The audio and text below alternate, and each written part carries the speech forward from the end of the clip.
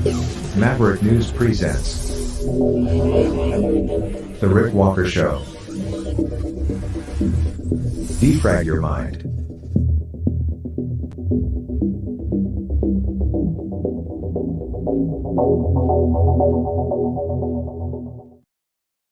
Good evening, everyone. I'm Rick Walker. Welcome to the Maverick News Channel. We have a major incident in Fort Worth, Texas. We're going to take you live there right now where a news conference is being held. There was an explosion. Police describing it to first responders as a major incident. Here we go. 11 patients. Sorry. Nine transports. You said one critical and how many serious? One critical, two serious, the rest minor injury. And the two that didn't go to the hospital are just addressed on scene? Yes, sir. Yes, sir. So what we'll do is we'll give our Spanish media partners an opportunity to get some sound as well. During that time frame, we're going to go back and try to gather some more information. If there's any updates we can provide you with, we'll definitely give those. But we'll go ahead and take a break for now for our Spanish media partners to get the word out. Thank you, guys. Okay, so while that is going on, let me just pull out of this for a second. We're going to re-queue. And we are going to give you some aerial footage. And I'll explain what is going on. There was an explosion this afternoon in Fort Worth. A plume of smoke seen. Police issued a statement on social media saying that they are working on a major incident. There was an explosion. This appeared to happen at a hotel. Police are asking people to avoid the area.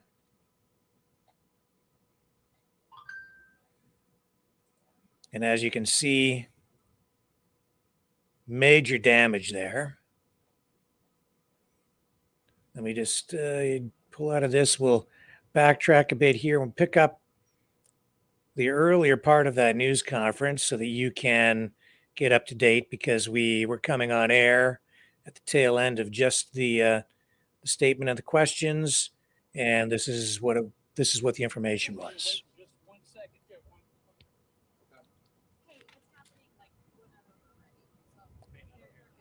What? Yeah, it's on. It's a little loosey-goosey. Mic check 1, 2, 3, 4, 5, 6, 7. You're good. Michael, you ready? Good.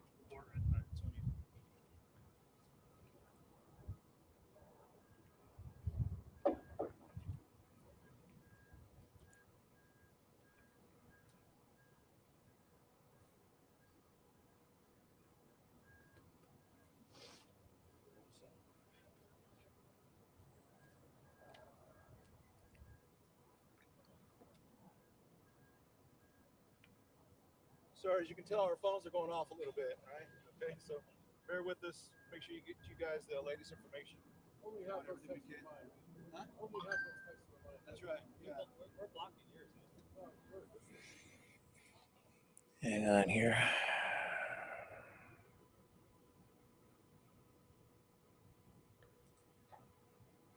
We'll get you queued up. Okay. And here we go. I think we're ready here. Everybody good? So thank y'all for coming today. I know there's a lot of things that are going on, and we're trying to get this information out to put some of the questions at ease that are going on out there on social media.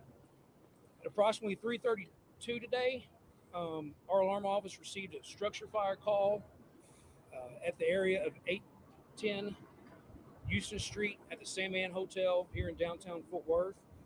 Quickly after that, we got multiple calls that were coming in that there was a type of explosion. And I want to make sure that when I say explosion, we've got a lot of things that are going on social media right now that are getting a lot of people concerned. There is a smell of gas in the area, and there were windows and things that were blown outside of the structure. So right now, through our investigation, it looks like it is more of some type of gas leak. We have not confirmed that yet at this time, but I do want to make sure that everybody knows there's a smell of gas here in downtown. We're not sure if the smell of gas was caused from the explosion of the fire itself, or if that's what caused the explosion. But that's what we're looking at right now at this point in time. Within that, we did change this to also what we call a mass casualty incident, meaning we've got multiple patients. We have the ambulance down here. We've got our MCI trailers down here just to make sure that we can take care of, depending on how many patients we do have at this time. I'm being told we've got 11 patients that have been transported to local hospitals at this point in time. The incident itself has went to a second alarm. And we do have Arlington backing up here in downtown just for an added resource if need be. We've got a family assistance center for those that are trying to figure out if they've got loved ones that were involved in this case. It is set up at lot 15 at the Sundance Square parking lot at 200 5th Street. Again, that family assistance center is set up at 200 5th Street here in downtown at the Sundance Square parking lot. And we also have our emergency office set up and ready to go to help out with resources that need be. I'll open up for a few questions at this point in time. Can you confirm any part we heard Josh on the radio about parts of collapsing? The interior? I can't confirm any of that at this point in time. Greg, do you know what part of the hotel it started in? Was it the restaurant? We were getting reports that it had started in the restaurant. We do know that there was some construction that was being done down at the restaurant, but we're not 100% sure that that's where it actually started at this point in time. Do you know if the 11 people injured were from the hotel, from inside the hotel? We don't have that information at this time. What do you know about the extent of any injuries? You want to talk about the Sure. injuries? So we've actually assessed 11 patients so far. 1 was critical. 2 had serious injuries. The rest had minor injuries. 9 of those patients so far have been transported to area hospitals. We've had a total of 9 ambulances, and as Craig said, our ambulance is here as well. There's a couple of years ago, there was a leak in the same area. Do you think this is possibly the age of downtown, the pipes and everything could have possibly led to something like this? We don't have any confirmation or any intuition on that part right now. Is there any, do you believe y'all have everybody out of the building? We are still doing searches throughout the building. At this point in time, I can't tell you that we have done a complete search. It's a multi-story structure, and I want to make sure that I'm giving you accurate information as we go through that. But I can tell you that we are doing the search and rescue throughout the entire building at this time. And are there any concerns about structural integrity at this point? At this point in time, our people are going in there trying to make sure that we've got everybody out, and then we'll talk about the structural integrity, after that. But we're just trying to make sure that when we walk out of that building, we can definitively say that we've got everybody removed from that structure. How many block radius was evacuated after the original site? I'm not sure at that time as far as the radius evacuated. Do you know how long the area is going to be evacuated for? I can't give you a time on that. I can say it's going to be quite some time that we've got some stuff shut down until we can do our preliminary investigation and give you some more answers to those questions in the future. We are going to try to provide an update around every 15 minutes, even if it's just we don't have anything further at this point in time, but to try to keep you updated with the best information that we have as quickly as possible. Is Atlas on scene, and what is their role right now? Atlas is on scene right now. They are trying to help us with turning off different gas and stuff throughout the building and the surrounding area. Keep in mind also the fire department has their media portal, so a lot of the info is going to come either their social media or the media portal on the FD side.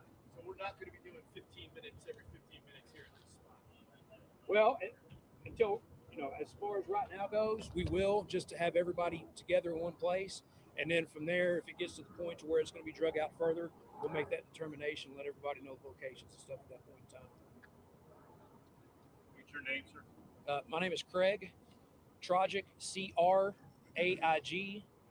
Last name is T-R-O-J-A-C-E-K. And I'm the Public Information Officer for the Fort Worth Fire Department. Thank you. Buddy, there's a lot of police response down here right now. Can you explain why we see so many police down here? Sure. One of the biggest things on the police presence is to set the perimeter. We want to allow Fort Worth Fire to go in there and not just see what the issue is, but make sure we save everybody and we get everybody accounted for. In order to do that, everybody wants to come to the scene and see what's going on. So police have been out here shutting off numerous blocks. We did about a 2-block radius immediately. And as we see the need, we're going to shift those or move those around. So I can't tell you exactly where we are, but it will release a 2-block radius, and that'll move as necessary. We again ask everybody that's listening and watching, please watch from your televisions. We're trying to keep this area just as safe as we possibly can. We see Air One circling and have been for a little bit. Is that to kind of help keep the airspace closed just in case something? You know, when something happens in the heart of Fort Worth, we ask assistance from every unit and everybody. So you'll see different units that may not belong, like a gang unit. They're here to help. These are our citizens. These are our partners. And we want to bring every resource that we have to help them. Anybody else? Is there some concern that people are still missing? I'm sorry, I just walked up.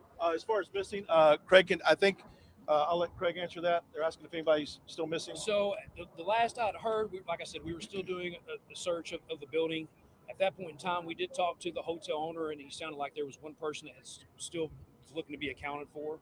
I'm not sure. That's been a little bit ago. I'm not sure. We'll have a better answer for that at our next update. But the last I heard, we still had one person that was unaccounted for. Would that be a guess for an employer? Do you know? I'm not sure at this time. Were all the injured inside the hotel what happened, or any on the street? I don't have the answer to that question right now either. I'm sorry. And how many injured? 11. We have 11 patients total. 11 patients, so that 9 transports. Oh, sorry. 9 transports. You said one critical. How many serious? 1 critical, 2 serious, the rest minor injuries. And the 2 that didn't go to the hospital are just addressed on scene? Yes, sir. Yes, sir. Okay. So what we'll do is we'll give our Spanish media partners. Okay, so that was the news conference that coming from Fox 4 in Fort Worth. And we'll continue to monitor everything there. Lots of other news to talk about tonight. More on the Epstein document scandal, more documents dumped, and allegations flowing from that of sex tapes involving Prince Andrew, Richard Branson, and Bill Clinton. Don't go away. It's going to be a spicy show.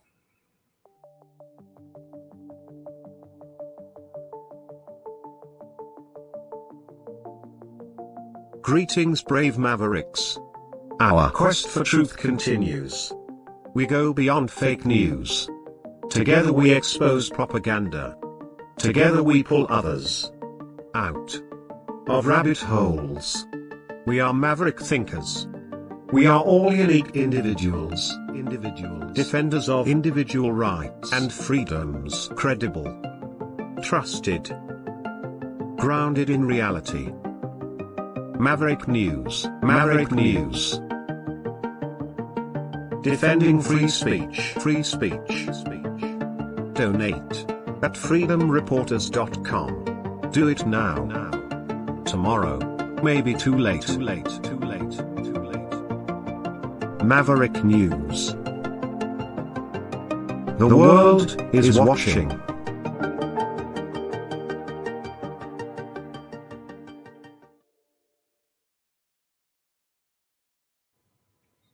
So Joe Biden goes down to Charleston,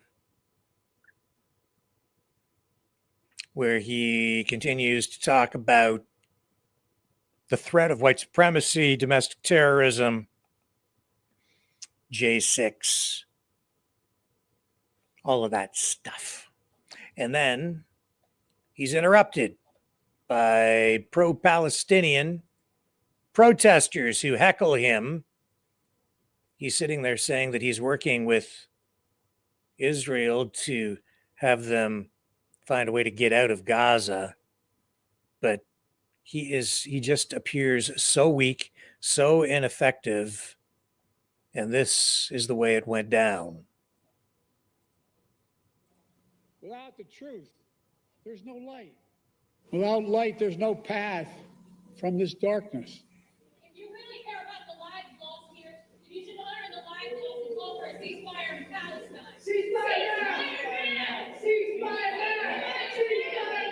That's all right. That's all right. That's all right.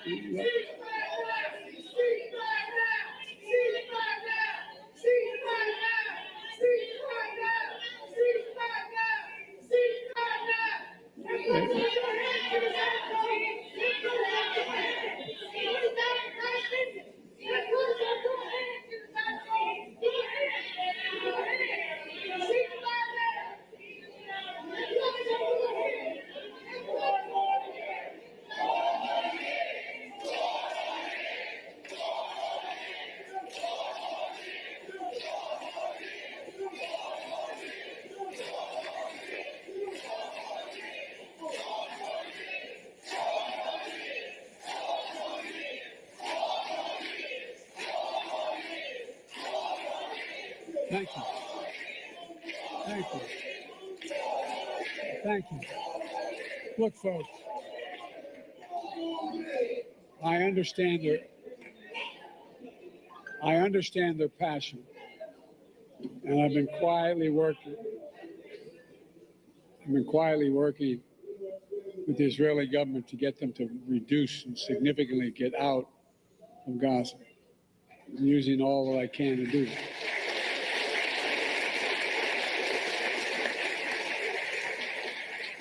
But I understand the passion. Look, folks, after the civil... Thank you. Well, thank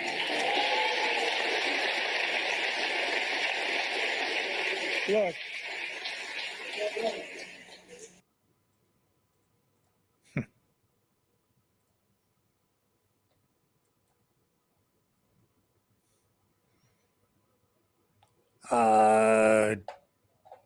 I don't know if we can survive.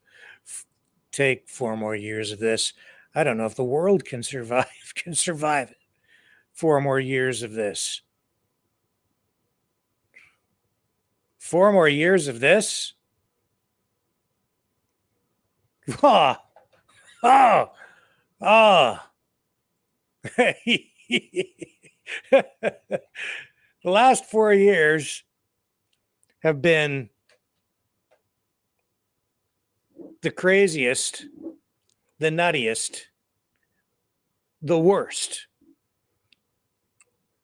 4 years of my life, and the best. Mostly the worst. I don't know if I could take 4 more years of this. 4 more years of this.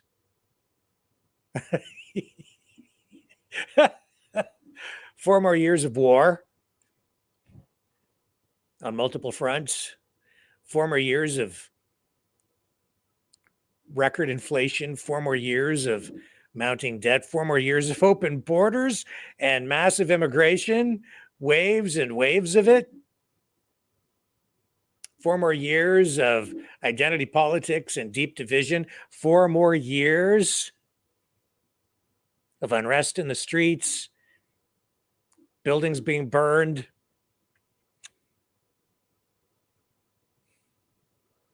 4 more years of corruption and scandals.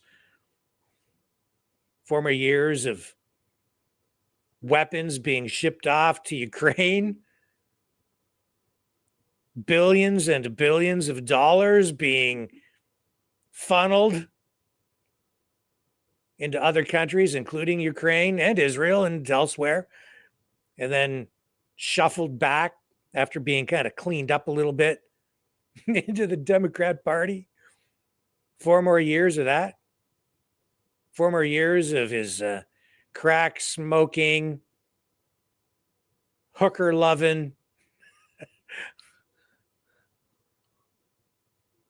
laptop leaving, careless, thoughtless, soulless son. 4 more years of conspiracy theories that are only amplified because of the censorship. 4 more years of unprecedented levels of lawfare directed at Biden's political opponents. 4 more years of throwing protesters, what, about 1,000 of them in jail or something like that, with a collective sentence of over 840 years that he brags about and applauds? 4 more years of that? 4 more years of this?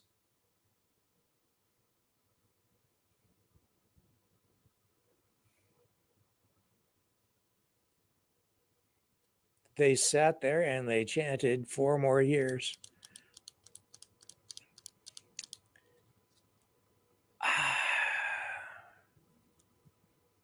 Oh my God.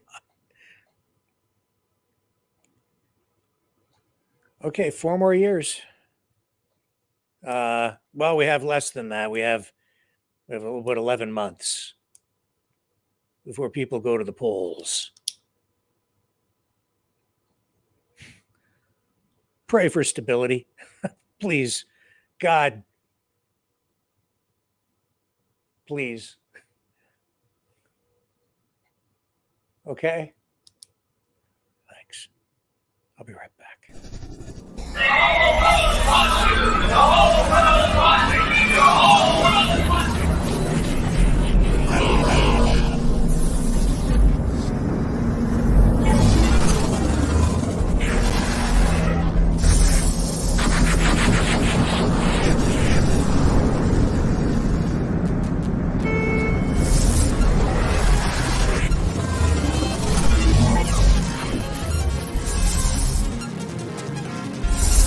Maverick News. The world is watching.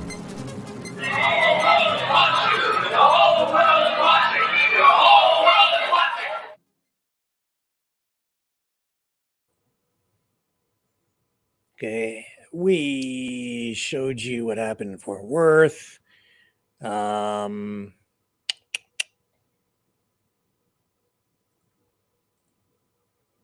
We know that we have those pro-Palestinian protesters heckling Biden. And we have this flyer that was sent out. This was, I believe, handed out in the New York area. Let me just double check the information. Yeah, this is, New York City area. They were handing these out on the street. And this was sent to us. So there's this flyer, and this explains why they've been shutting down the streets. I'll read it. Just read some of it to you. Free Palestine. Globalize the Intifada, it says. Why is traffic stopped? On this day, a global strike day in solidarity with Palestine, and a date which marks just over 3 months, 93 days, since Israel's brutal attack on Gaza began, we are halting traffic because business cannot continue as usual in the face of genocide. Over 22,000 Palestinians have been killed by Israel since October 7th. At least 9,000 of them children. Over 2 million have fled their homes or been displaced. We are calling for an immediate and permanent ceasefire, and beyond ceasefire, a path to Palestinian liberation. Our demands: number one, immediate and permanent ceasefire, end the daily massacres of Palestinians and the further destruction of Gaza. 2, lift the siege on Gaza now, end the Israeli blockade, and allow Palestinians access to food, water, and medical aid. 3, free all Palestinian prisoners. All Palestinian prisoners are political prisoners. All must be liberated. 4, end the occupation of Palestine. Ending the Zionist occupation from the river to the sea is a precondition for peace. So that means the end of Israel. Israel must go in order to have peace. 5, end all complicity in Zionism. No more U.S. tax dollars for Israeli bombs.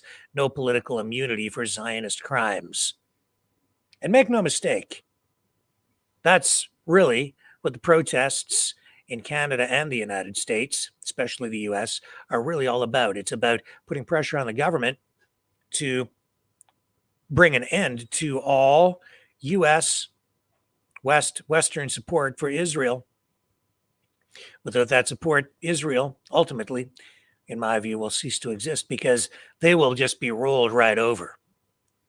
It goes on here in the flyer and says, we recognize that this stoppage creates an inconvenience for you, for which we sincerely apologize. We also wanted to thank you. You are helping send a clear message that people of conscience all over the world will not stand idly by while there is a genocide taking place in Palestine. We invite you to take this moment to reflect in solidarity with the people of Gaza on the experience of endless siege.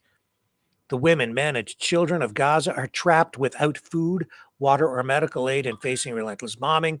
When traffic resumes, you will continue to your destination. The Palestinian people have no choice but to wait until their shelters are bombed or flee on foot.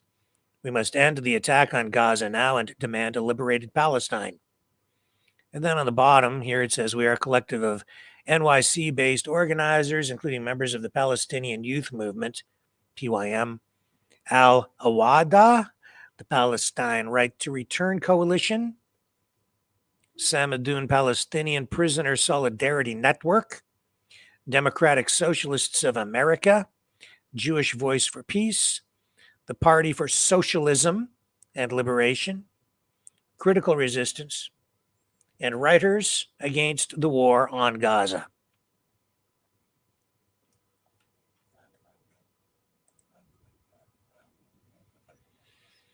Yeah. So, in case you haven't figured it out, they're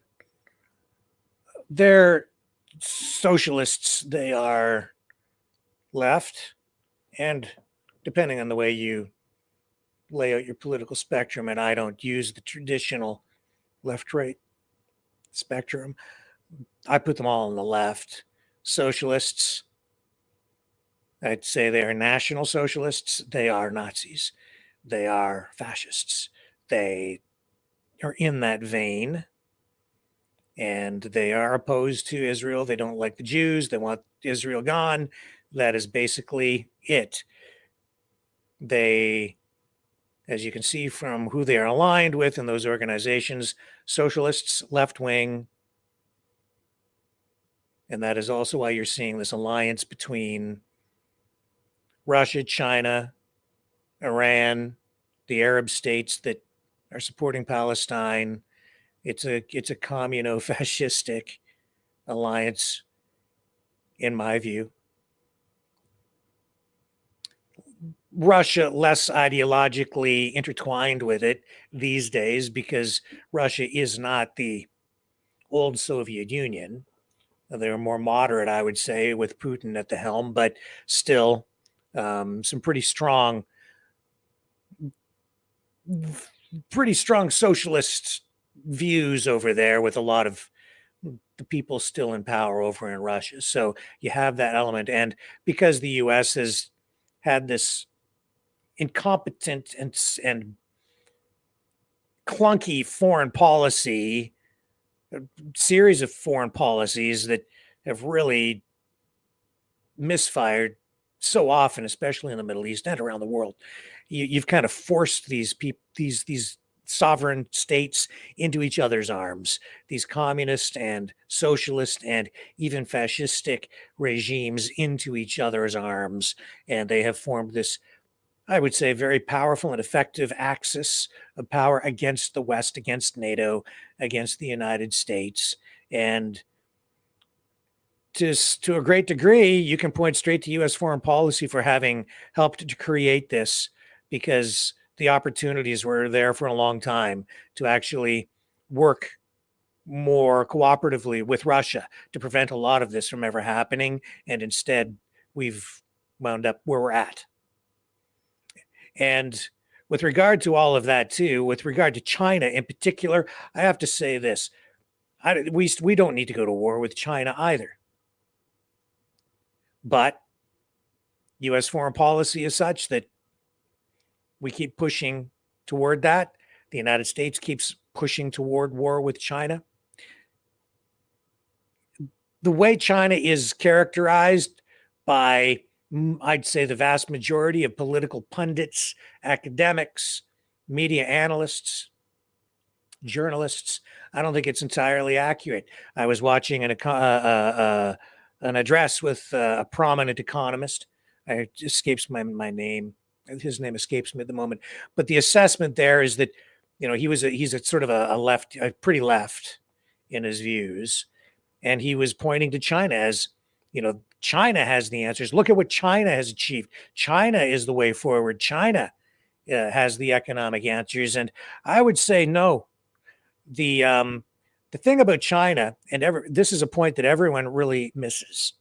China, just a couple of decades ago, was still an emerging economy, an emerging nation. They were struggling to bring people out of poverty. They still are, millions and millions of people, and they've achieved a lot. And now they have an economy that rivals and is even overtaking the United States in terms of scale and power, and militarily as well. They're now a real force to be reckoned with. So it's a huge turnaround. But don't lose sight of this as people talk about a global conflict and maybe even a third world kinetic war. China needs the United States almost as much as the United States needs China. And so too, that is the case with Canada. Don't lose sight of the fact that China, even though China has the productive capacity right now to achieve great things and has used its industrial base, manufacturing all kinds of cheap crap, and within the last decade, much higher quality crap. Where does all the crap go? They sell it back to the United States, to Canada, to Europe, to countries around the world. China is an exporting nation. China's economy has been built on the back of the US economy. They've transferred the wealth. The industrialists, the investing class in the United States, Canada, North America, Europe even, they've outsourced production to China. And then they've imported the produced goods back into the United States, where they sell those goods at a greater profit because the people in China were working for much lower wages. There were fewer regulations actually on things like the environment. So cost of production considerably lower because the standards in many different areas were much lower. But the money flow was really coming from the West into China. Now they've expanded. They're doing increasing business with the BRICS nations, which again, that's an emerging economic powerhouse, doing more business with Russia, with India, even Iran. So China working to really supply the world with all kinds of their crap. I say crap because, well, a lot of it is. It's like anything with this pen probably made in China. Everything's made in China. This thing here, definitely made in China. This remote control thing, you name it. I mean, anything. Like this little audio adapter thingy, China. Everything's made in China. But they need us as much as we need them. We need them because we need the stuff. We no longer have the productive capacity. That's also why the situation in Ukraine has deteriorated the way that it has. It's been a war of attrition. We in the West no longer have the industrial base that we used to have. The United States doesn't have the capacity to build the munitions that they need to continue this war in Ukraine. That's why Ukraine's in so much trouble with this conflict with Russia right now. And that's also why even today you're seeing this massive assault again by Russia into Ukraine, the largest airstrikes across Ukraine that we've seen in probably the last few days. We're told here tonight that as many as 33 Russian missiles struck Ukraine over the last few days. 33 got through that the Ukrainians did not manage to shoot down. Couldn't take them out with their air defense systems. And of course, Russia is ramping things up right now. What else would you do if you saw that the United States was spread too thin, that the US was now engaged on two fronts, not just, and when I say the United States, I mean the United States, engaged on two fronts, the front in Ukraine, and now this situation with Israel, Hamas, Palestine, and trying to manage the situation in the Red Sea, and trying to manage the situation that threatens to escalate between China and Taiwan, and realizing that the United States not able to produce the shells and the other munitions, the supplies that Ukraine needs, so they can print money and provide money, which creates more and more inflation at home. The economy on the home front for the U.S. is in trouble. Inflation is a big issue. The expansion of the economy is fake because it doesn't reflect actual, real productive capacity increase. It's really just an increasing investment in arms infrastructure and arms production, such as it is. But the United States is producing more sophisticated, higher end weapons, not the kinds of rudimentary weaponry and ammunition that is needed to sustain a war of attrition like we have seen in Ukraine, which still threatens to go on for quite some time, and at the same time supply Israel with what it needs to achieve whatever it is their end goal is. And that's why we're seeing Biden and Antony Blinken working sort of quietly. It looks like they're maybe at the point where they're ready to sit down and talk with the Russians. But I'll tell you right now, regardless of the rhetoric you're hearing from the Biden regime, it's the Russians who are in the driver's seat at this point. So they will dictate the terms of any negotiation that may or may not take place. The Ukrainians pushing back and putting forth, I would say, to compliment to give compliment where it's due. They're trying, and a lot of them are dying, and that's a tragedy in itself. And they pushed back pretty hard over the course of the the Christmas season and into the new year. But everything that they've been trying over the past, especially the last year, is really not being effective. Their counteroffensive fell flat.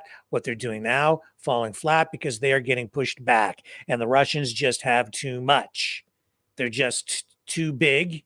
They have more troops, more resources, and they have the industrial base there. So they are able to produce the weaponry, the munitions to resupply their troops. And so the Russian forces are there, and they're pushing and pushing and pushing. And obviously, Russia sees this as the opportune time to make progress forward because the United States and Biden, they've got way too much going on. They have too much on their plate to manage these conflicts. And yes, it's Ukraine fighting, but the United States is directly engaged with them, and they are directing that. And yes, it's Israel fighting, but the United States is directly involved as well because they have their ships there in the Red Sea, trying to keep the shipping channels open. So much of world trade is dependent on that. And every day that this goes on, everything gets more and more and more and more complicated, more volatile. And that's why the United States really should sue for peace at this point. They should have maintained the peace a long time ago. None of this had to happen. And in that regard, I would say Donald Trump is probably right when he says that if he had been president, none of this would have happened.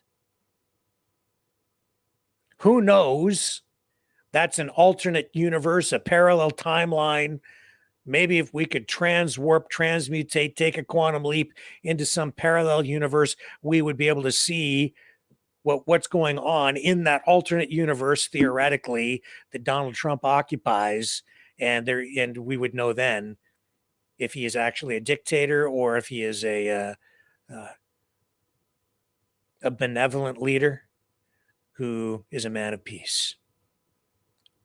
I suspect we wouldn't have had these conflicts because Trump is a man of the economy more than anything else. He wants a strong economy. Can't say that he did a great job with the whole pandemic thing, but at least he didn't get the United States into any new wars. And peace was breaking out all over the Middle East at the time. It has all fallen apart since Biden has come into office. What else do you expect? You could see that Hillary wanted to go to war in the worst way in Ukraine, and she wanted to go to war in the worst way directly in Syria back when she was running against Trump. Thank God he won. We would have been engaged in these conflicts a long time ago. I could clearly see that that's where she wanted to go. I was saying that if she wins, we're going to war, but Trump won. They didn't like that. But I'm babbling because this stuff is so darn emotional, really. Oh, man. And dangerous. Please, God. 4 more years? Please, no.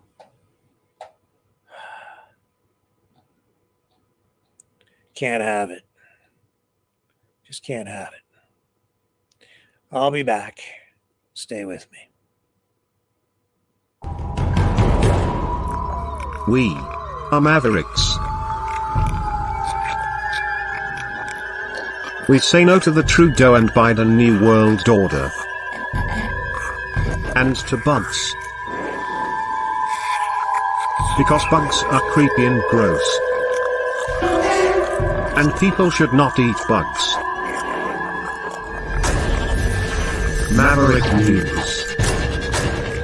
The world is watching. Hey, no! To bugs!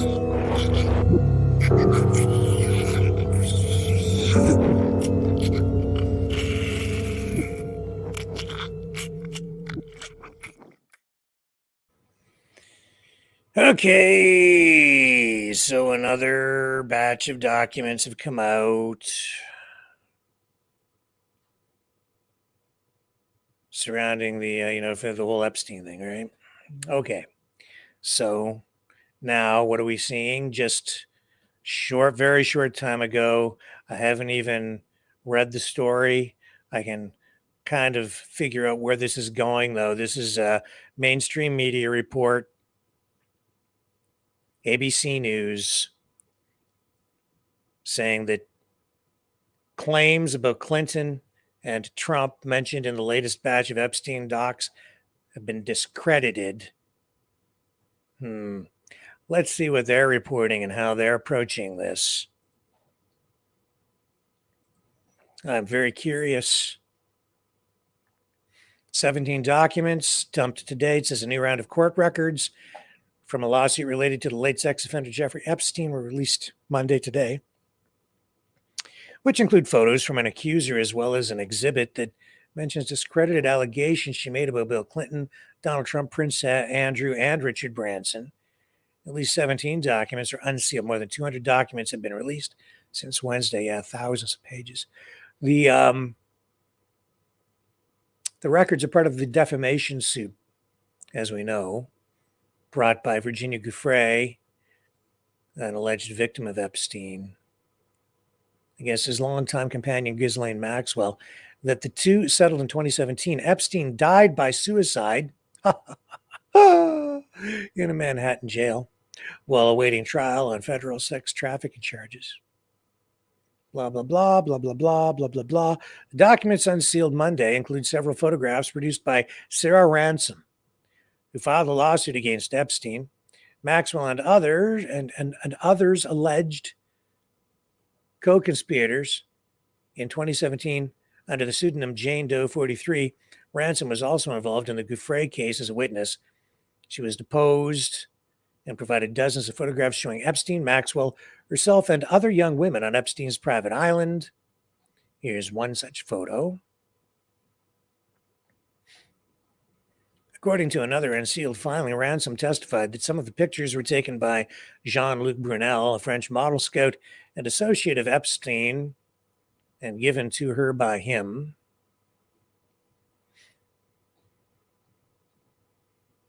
Brunel died by suicide in his prison cell in February 2022. They're all committing suicide while awaiting trial on charges of rape of underage girls and sexual harassment, a crime in France.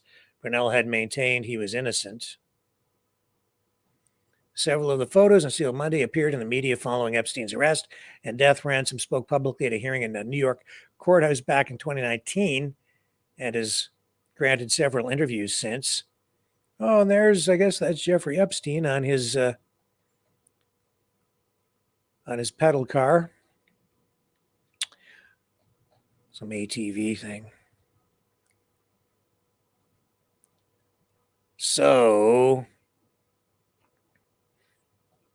Ransom made allegations that implicated former presidents Bill Clinton and Donald Trump, Prince Andrew, and Richard Branson. She also described alleged videotape evidence she claimed to possess that would back up her allegations, but said she could not provide it. According to the messages, Ransom subsequently told the New York Post reporter, who did not publish any story related to the allegations, that she wanted to retract everything I have said to you and walk away from this. According to an unsealed message from October 2016.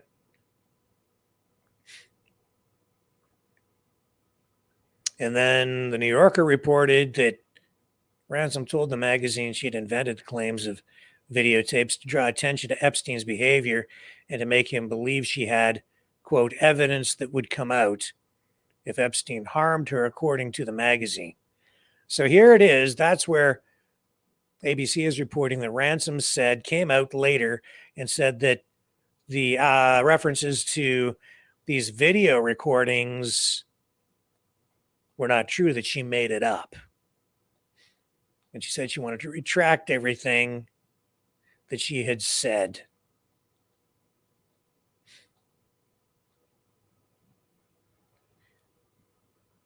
And I can tell you that this is getting considerable play on social media, and the independent media not really reporting any of those references to Ransom saying that she made the stuff up.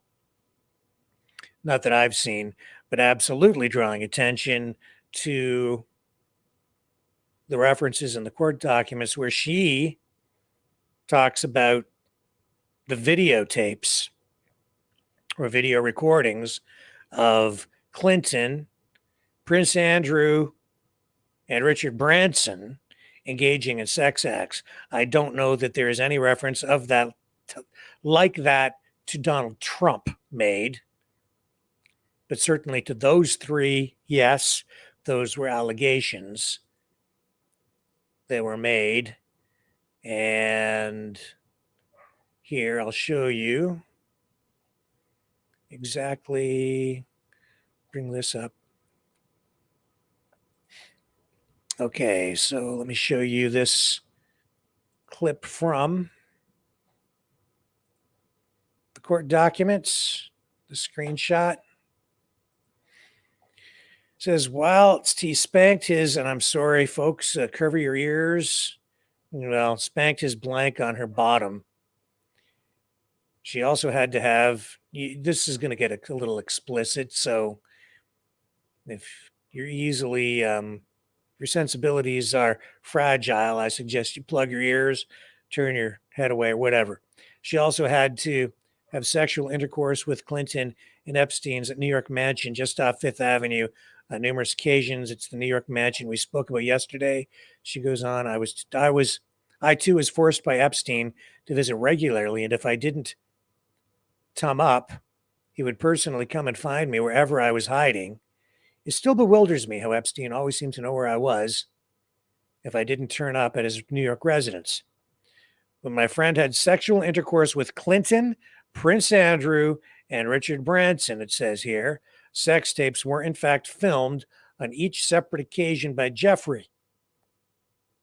And it goes on and says, thank God she managed to get a hold of some footage of the filmed sex tapes, which clearly identify the faces of Clinton, Prince Andrew, and Branson having sexual intercourse with her. Frustratingly enough, Epstein was not seen in any of the footage, but he was clever like that, it says.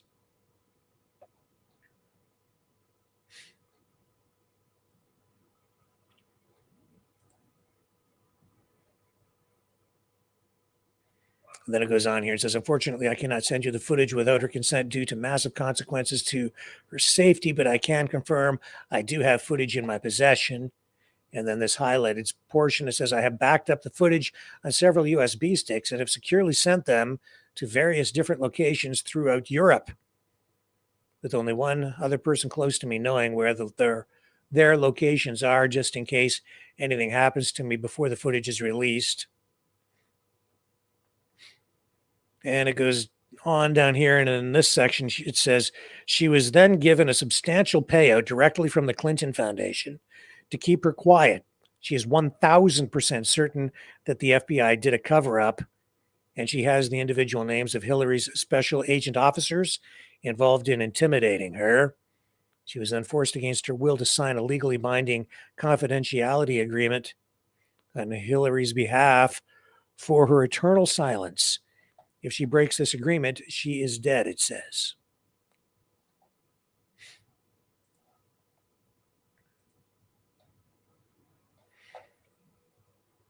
And there's another name here, Sergey Brin. I will send you that photo, it says, amongst others, as soon as I'm able to fly back to the UK next week, as I definitely 100% have it all in my little storage box. I also have other photos of the Epstein girls and I whilst on the island, including a couple of pictures of me with Sergey Brin and his then fiancée, Anne Wojcicki. I met the pair when they were visiting the island for the day, as Sergey wanted to try out his new kite surfing equipment, as he had only just started kite surfing and was very eager to try out his new equipment with us girls. I bet.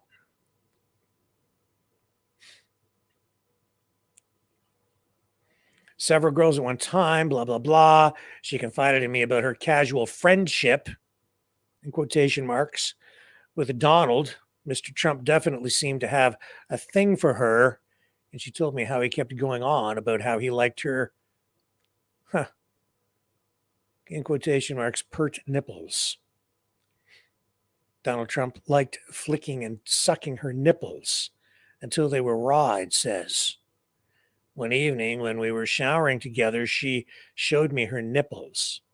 They looked incredibly painful. And again, I'm sorry for the explicit nature of this, folks, but it is truth, or at least the truth insofar as this is what's written on this document. They looked incredibly painful as they were red and swollen, and I remember wincing when I looked at them. I also know she had sexual relations with Trump at Jeffrey's New York mansion on regular occasions, as I once met Jen for coffee just before she was going to meet Trump and Epstein together at his mansion.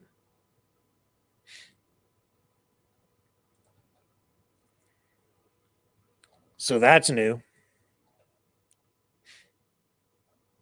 That is new.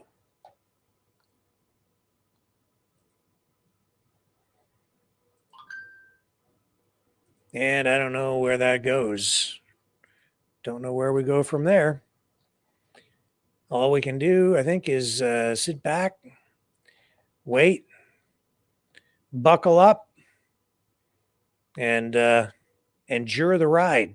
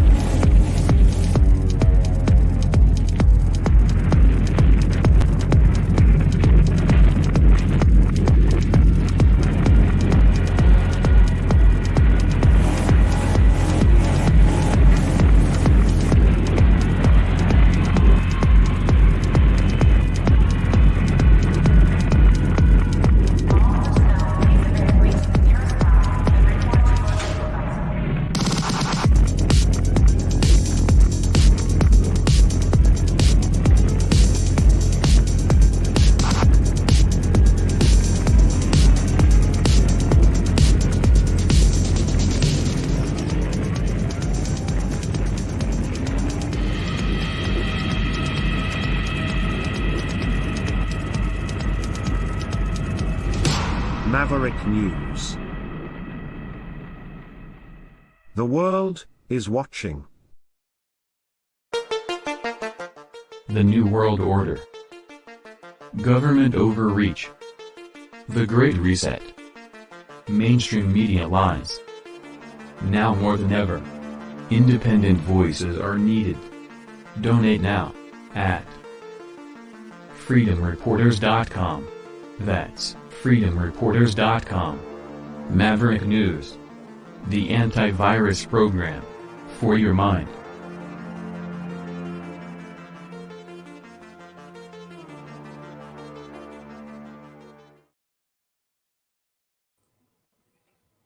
Okay, ladies and gents, I'm back.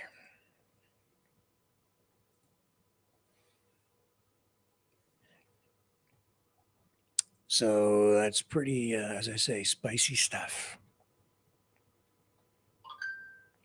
And disturbing. And back to the Israel, Palestine, Hamas stuff. We also have this. Anti-Israeli protesters vandalizing a U.S. military cemetery. You have 85,000 soldiers here from World Wars I, World War II, Korea, Vietnam, and other wars who have been laid to rest there.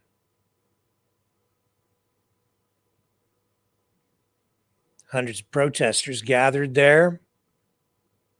And this is what they were doing. And as far as we know, no charges laid in connection with this.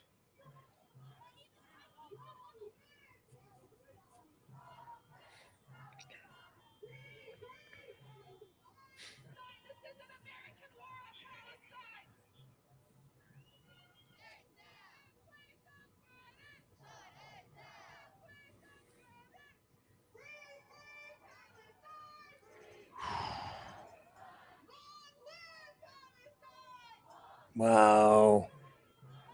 Wow.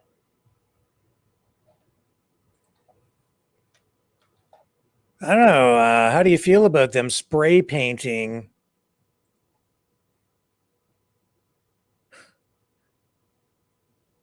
on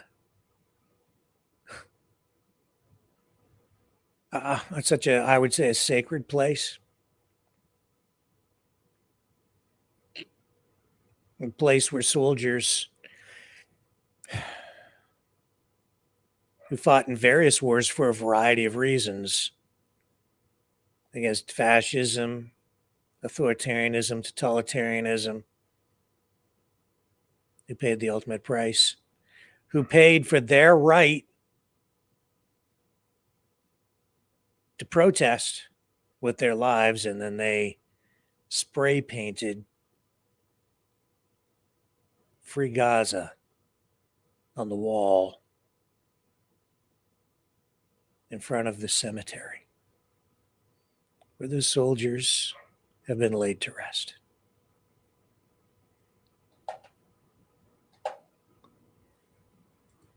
What does that say?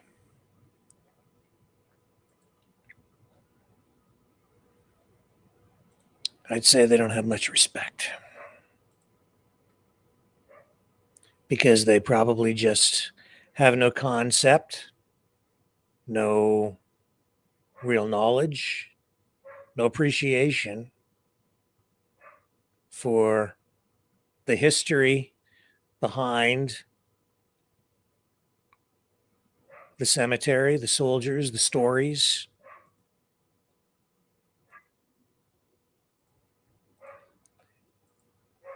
So they just don't get it. Massive protest in Germany, again, ongoing, really, involving farmers. The big issue in Germany, taxes on farmers. Mostly taxes, as I understand it, surrounding fuel, vehicles, equipment.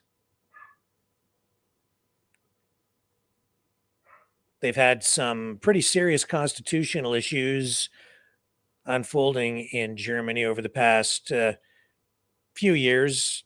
Environmental policies, you know the drill. Climate change hysteria manifesting itself in government policy, economic policy, farmers being targeted, those policies being used in the eye, in the by in the view of many as having a real goal of land confiscation and redistribution to larger corporate interests, big agribusiness. Well, farmers are pushing back. They've had some of the biggest protests, if not the biggest protest in history over the past week or so.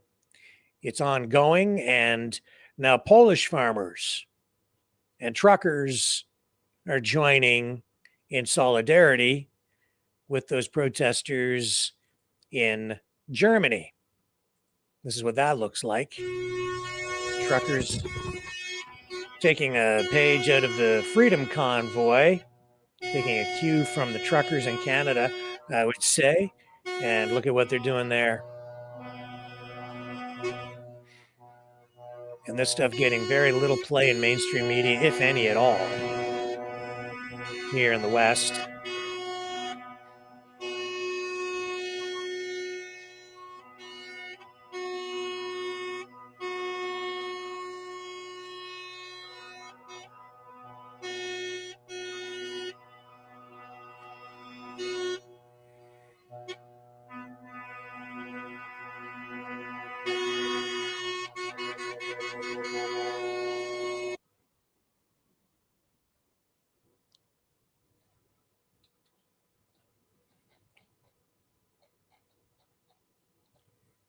And this is what the German farmers were doing. So this is in Germany. And the government in Germany has responded by saying they're concerned about the rise of far right political groups that they say are throwing their support behind these protests.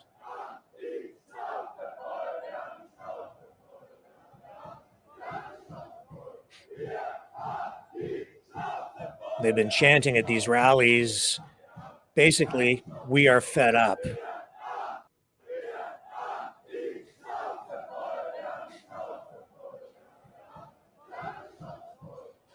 And they too have been blocking roadways and causing sizable disruptions right inside Germany. There was also an incident where a prominent politician for the Greens showed up on a ferry, pulled up to dock. And this is when things really kind of kicked off with the protest. And the protesters, out of frustration, had sort of organically decided to show up in time to greet this minister. And as a result, could not. The guy couldn't get off the boat. So they, for safety reasons, as police put it, the politician had to leave on the boat. Again, couldn't actually get off onto shore because the protest was so large and so, well, volatile. We'll put it that way.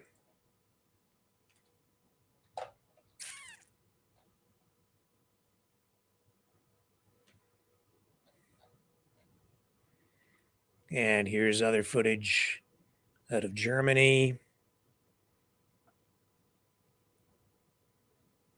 This was on the A2, Europe's busiest highway, which the protesters managed to successfully shut down.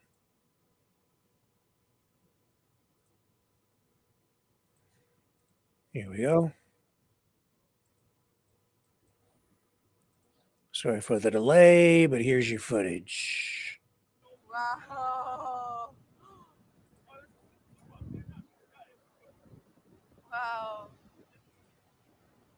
Wow. Wow. Wow. Wow. Now that's got to put a dent in things. That goes on for miles and miles, or should I say, kilometers and kilometers. That's a big protest. Humongous. Here's a clip from a German farmer explaining what they're doing there on the highway. Here we go. Guys, I'm here right now with farmer Anthony Lee. We are on the highway. As you can see, we're not alone. Anthony, can you tell us what's going on? Well, you can see we're having a barbecue at the moment. Yeah, Germany. you came prepared. Yeah. Yeah, guys, I'm here right I'll now re-cue with it with farmer the Anthony audio Lee. turned up We for are you. on the highway. As you can see, we're not alone. Anthony, can you tell us what's going on? Well, you can see we're having a barbecue at the moment.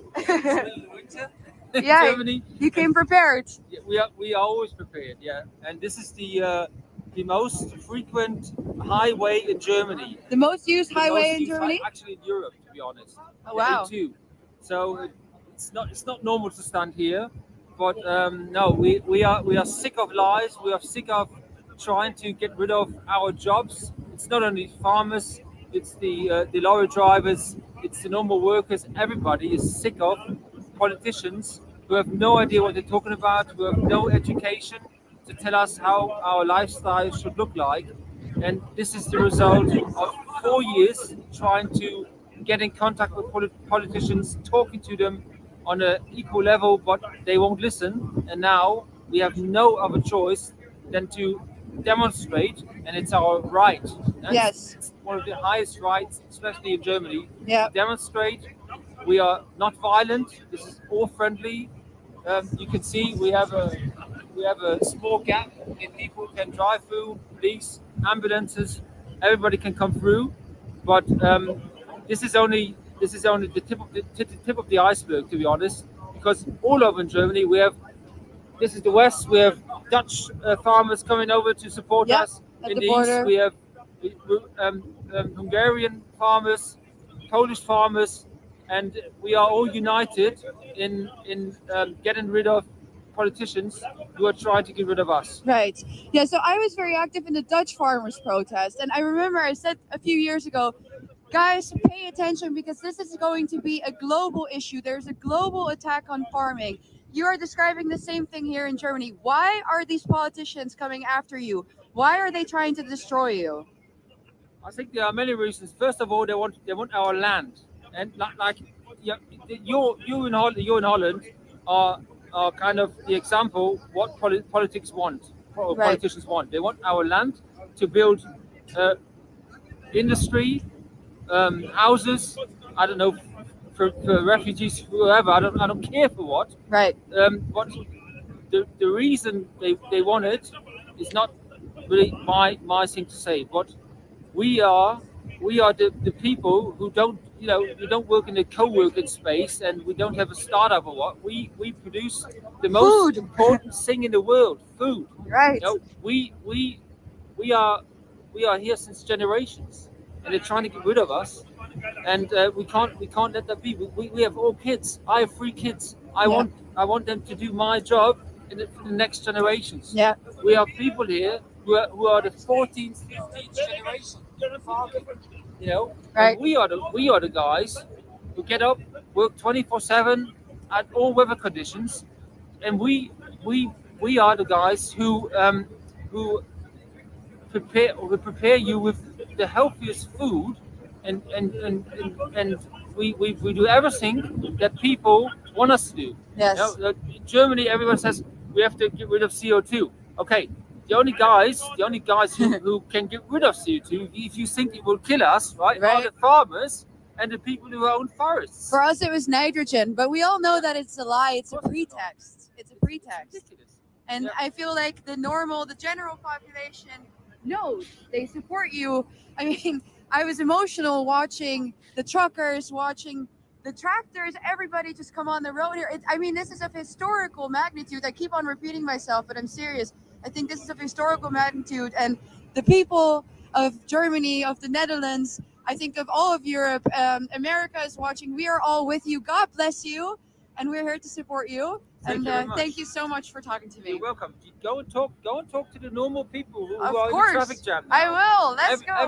Everybody supports us. Oh, I spoke to a few people who were stuck and said, "Oh, I'm missing. If I meet 20 meetings, I don't care." Yeah, They know why they're here. Yeah. They know that you guys They're provide them sick with of food. politicians who lie, who are not willing to do what they should do to get us a better future. Yes. No? They're not doing that. Thank you so much. You're God welcome. bless. Thank you. Okay. Don't go away. More ahead.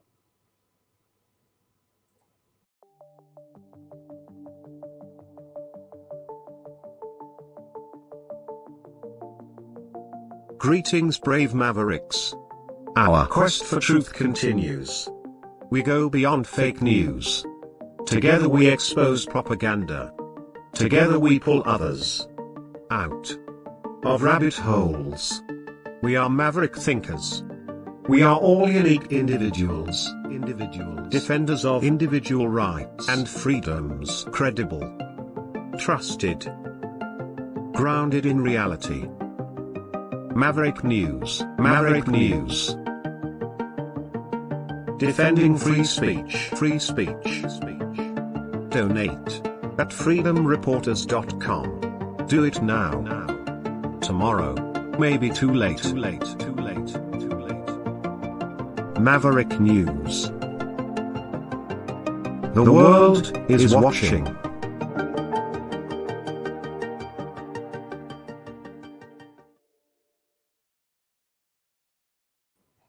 Okay, let's go back to Fort Worth for an update on that major incident, the explosion of the Sandman Hotel, where at least 11 people have been injured, one of them apparently critically.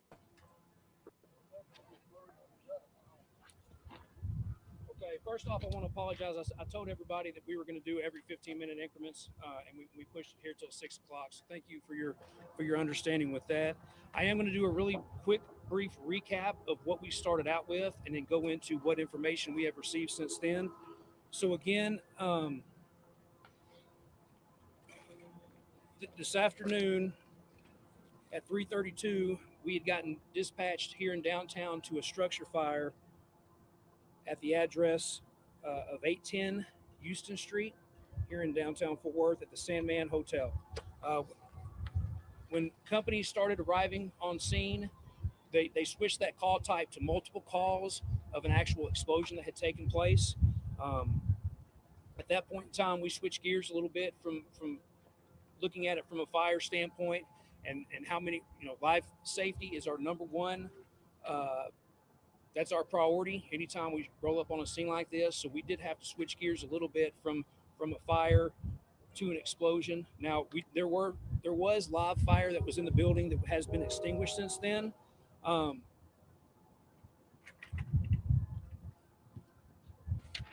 apologize for this. The wind's kind of got my pages blowing around. It did go to a second alarm, and what that did was allow us to bring in more resources to help with the patient care and stuff that we needed. The fire to make sure that we were doing a search of the entire building and to put the fire out. We did have the ambulance, which comes and they can take multiple people to the hospital at one time. We had our MCI, our mass casualty trailer that came, that offers a lot more resources and equipment for us to be able to do our jobs. the calls came in. We had initial calls that people were trapped in the basement. We did extract several people from the basement that weren't able to get out on their own at that point in time. We have since then started doing our secondary all clear. We have found another patient that was in the building. Now, earlier when I talked to you guys, I said that there was one person that was not accounted for. That person was found, but since then we have found that we had another patient that was trapped there in the building. Again, Arlington has cooperated with us as they always do and staged some of their apparatus here to help us with our call volume. And we do have that Family Assistance Center that's located at Lot 15 at Sundance Square parking lot, 200 5th Street. So what that Family Assistance Center does is it goes back, if you're looking for loved ones, if I know we're having an issue right now because of the amount of people that are down here with cell phone service, if you have a loved one that you cannot get in touch with, you can go to the location at Lot 15 at the Sundance Square parking lot, 200 5th Street, and we've got resources that are there to help you come in contact with your loved ones if you have not been able to make contact with them since this incident started. This is still a very active scene. Based on our characteristics of the explosion at this time, we have been working in collaboration with the ATF, the FBI, with our arson and bomb division as well. And so, again, we have not made 100% determination, but we wanted to make it clear that this was some type of gas explosion. And we're still working on the details of that to figure out what all caused that at this point in time. The hotel was operational. We do know that there was some reconstruction and stuff that was going on. There were 26 rooms that were occupied. So like I said, we did get, or people were either checked into the rooms and had gotten out on their own, or we did go in there and do some rescues on some patients, to make sure that we could get them to the proper immediate emergency care. The patient count as we speak is 20. At this point in time, we do not have any casualties. We don't have any deceased that we're aware of at this time after all the search and stuff that we've done. So I want to bring an emphasis to that. I can open it up for questions at this time. Sir, do you think that the reconstruction might have had, could you explain a little bit about what that work was and if it might have had anything to do with the explosion? Well, so the question is, as far as the reconstruction goes, is that what may have caused the event that happened today? I don't know the details on the reconstruction itself. I don't know if it was, the hotel was operational. And so I guess basically I can't answer that question specifically for you. So the number of injured has gone from 11 for last update to now at least 20. We've got 20 total. There were 19 that were treated here on scene and or transported to local hospitals. And we do have one patient that has walked into the hospital on their own from here on scene to get treatment at the hospital. There's still only one critical. I'll let Matt Zabasky with MedStar talk about that. So the total patient count from this particular incident currently remains at 20. 19 of them were treated on the scene. Of those 19, 1 was in critical condition, 4 were in serious condition but not life-threatening. The rest had minor injuries. So far, 14 patients have been transported to local hospitals. 1 patient did actually self-transport to JPS with minor injuries. So a total of 21 patients total injured from this event so far that we know of. Now, are these people who were in the building? Were they walking on the sidewalk? Were they driving? Do you have any idea where people were when they were injured? They were, we don't know where they were when they were injured. They could have been outside, they could have been inside. So we're not sure. You said you were able to find the person missing, right? I'm going to let Craig answer that, but yes. And Matt, one more for you. The 14 that were taken, does that include the person who walked in, or is it 15 total? No, it'll be 15. We transported 14 to the hospital using 12 ambulances and our ambulance. Can you tell us which hospitals? All of them.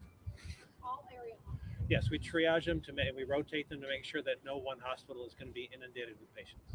We saw a woman being treated outside of the hotel. Is that the patient that was missing or the person that was missing? Don't know. Someone was found when you did the second sweep. You mentioned that where they. Yes, ma'am. So when we do our preliminary search, it's a real get in quick. At that point in time, we weren't really sure. They were talking about the stability and stuff of the structure itself. So when we do our primary search, it's a real get in there fast, as quick as you can, kind of room by room type thing, just like we do in house fires and other incidents. It has hazardous materials for going into a structure. Then once we kind of get a little bit of headway on the incident, it allows us to go back in a second time and take a little bit more time to do a more detailed and thorough search, just to make sure we can go room by room, looking through all the different places. Some instances, like on this one, there was some smoke that was involved. So that secondary happens after everything's kind of cleared out a little bit, and we've got a better visual standpoint to go in and really feel that we've done a lot better of a job outside of the second time. So just so I'm clear here, is it 20 or 21 patients? It was 20 total. 19 were from here on scene. No, I'm sorry. So this is a very fluid situation. We're getting updates as we go. So there were 21 patients total that reported injuries from this particular incident. We all treated 20 on scene. One left the scene, went to JPS on the road. Okay. Thank you. I'm glad we got you the right answer to that question. Can you tell us more information about for those who are trying to find their loved ones? Just one more time, please. So that address, we call it the Family Assistance Center. Sometimes it's known as the Reunification Center, just to be clear with all the different terminologies and stuff that goes on. That is actually at, like I said, it's at parking lot 15. At the Sundance Square parking lot. The address is 200 5th Street. 200 5th Street. So again, like I said, if you've got loved ones or family members that you have not been able to come in contact with since this incident happened, you can go down to that location and they will be able to help you get in touch with those family members. Like I said, I do know we have, just from the amount of people that are down here right now, we have been having some some cell phone issues, not being able to get out or in and things of that nature. Sir, is there anything you can say about like how often gas lines might be inspected and if there's been any issues at this hotel or in this area? So all I can say on that is I do know Atmos is on scene. The fire department is not over gas inspections and things like that, so you would have to contact Atmos to get that information. Correct. Are there any issues with access if you guys are trying to clear the building? I understand from talking to one of the people who was inside and stairwells have been destroyed and it's not making it very difficult to exit. How about you guys just getting in to be able to clear things? Yeah, so I know some of the places when they were making their way down into, like I said, we had reports of people that were trapped down in the basement, and because of the explosion that took place, some of those access areas were either covered up or didn't feel safe at that point for people to get down to get into those areas to make sure that we were able to get everybody out. So that did play into the tactical standpoint of this operation. It was just safety for our people to make sure we could go down there and safely bring out whoever we could find without causing more of an issue than what we already had. Is there a chance residents who have cars inside the evacuation zone may not be able to leave tonight? I'll let PD talk about that. But I don't know what the question was. Is there a chance residents with vehicles inside the evacuation zone won't be able to leave tonight?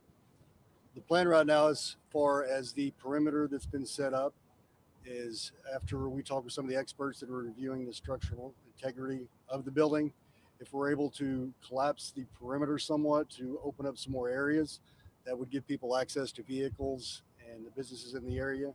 Obviously, we won't be doing that until it's safe to do so, but the last thing we want to do is inconvenience anyone who needs a vehicle to get home.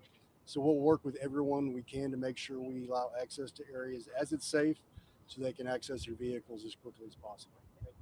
Yes, sir. Have you been able to determine anything about the structural integrity of the building yet? We do have property management on scene, and they are looking into that as we speak. We're still, like I said, trying to make sure and clear the building to make sure that we've got everybody out at this point in time. So I'm not even sure yet if they've been able to get in until we've kind of went in and did everything that we needed to do from a life safety standpoint to make sure everybody has gotten out. So right now, is it accurate to say everyone's accounted for? I would not say as of yet. Like I said, we have had the primary search, but we're still going through right now, going room to room to make sure we do the secondary search. just so we can say without a doubt that we have gotten everybody out and there's nobody else left inside. The building's 104 years old, kind of a historic structure here in town. What does this mean to see this kind of event happen? Well, you know, you don't skip to that first. You want to make sure people are safe. Really special thanks to our first responders, other jurisdictions that have stepped in to help our 4th Fire Department and Police Department to get to this place. But of course, it's a beautiful building that was just recently renovated and opened, and so we'll work with the ownership of that building as quickly as possible, as soon as it's structurally sound enough to do so. But you know, it's heartbreaking for downtown Fort Worth, of course, and at this point, well, our hearts and prayers are with the victims at area hospitals. So. Were you here at City Hall when the explosion happened? Yeah, I was actually at our new building, at the new Pier 1 building. So, but this building was pretty quickly evacuated, as was the federal building and others in the surrounding area. And did you hear it? I did not hear it, but our staff that was here at City Hall definitely did. Most of them kind of described it as an earthquake sound. Yeah. Any other questions? All right, again, thanks for everybody coming out. Okay. So again, we'll just kind of follow that. If needed, we'll dip back in. But as you can see tonight, Fort Worth, Sandman Hotel explosion about 3:30 this afternoon. Over 20 people seriously injured. It appears it was a gas leak as the most likely cause of the explosion. It's all still under investigation. The entire area remains sealed off. And they're still going through the building just to make sure they haven't overlooked anything and to make sure that everyone has been safely evacuated from the building. So, stay with me.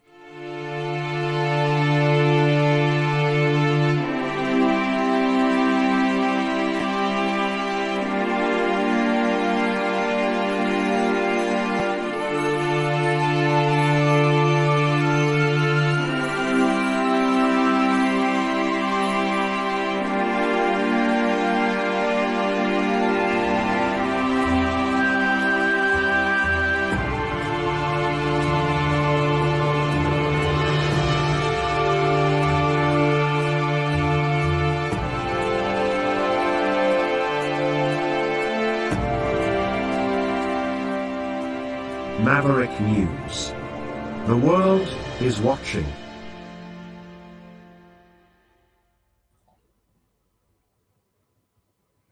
With the ongoing unrest in the Middle East, with growing protests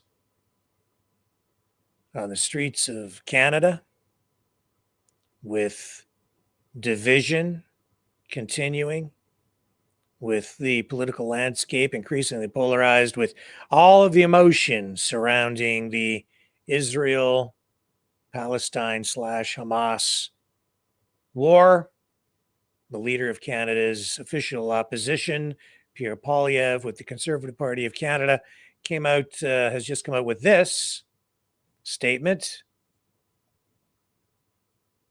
about Iran. 4 years ago today, the Iranian-controlled terrorist group IRGC shot down flight PS-752, murdering 176 innocent people, including 55 Canadian citizens and 30 permanent residents. To this day, the victims of this horrific crime are waiting for justice. We must honor their lives by taking action. Canada must ban the IRGC as a terrorist entity once and for all. My message to Prime Minister Justin Trudeau: how could you? How could you allow the same terrorist group that murdered 55 of our citizens and 30 of our permanent residents to operate legally in Canada? How could you let them recruit and raise funds on Canadian soil? How could you allow 700 agents of the Iranian terrorist regime to live freely here, using the money they stole from the poorest people in the world to terrorize our Jewish and Persian populations, putting all of us at risk? How could you risk all of that to appease this terrorist organization? A real prime minister would ban this group and expel its members now. And I will be that real prime minister. Canada must seize the assets of the Iranian regime in our country and give it to the families of Flight PS 1752. We must seek full international prosecution of the regime and everyone who participated in this terrorist act for all of these crimes at the International Criminal Court of Justice. I pledge, on behalf of the Common Sense Conservative Party, that our future government will act on these commitments to the families of the victims and all Canadians of Iranian descent. Conservatives will do everything in our power to assist the Iranian people in their pursuit of freedom. Thank you.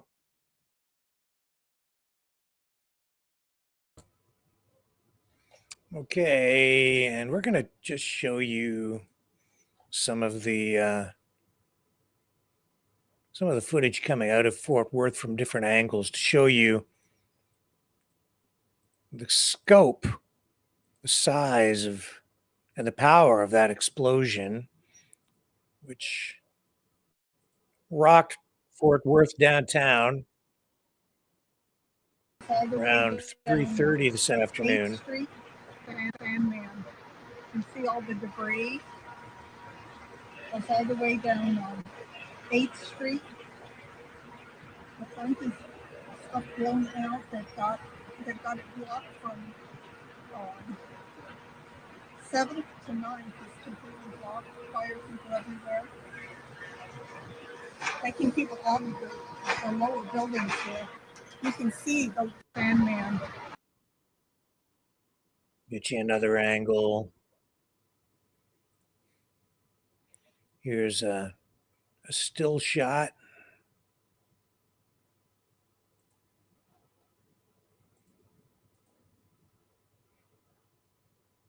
Wow. A lot of power there. And here's a walkthrough of the area.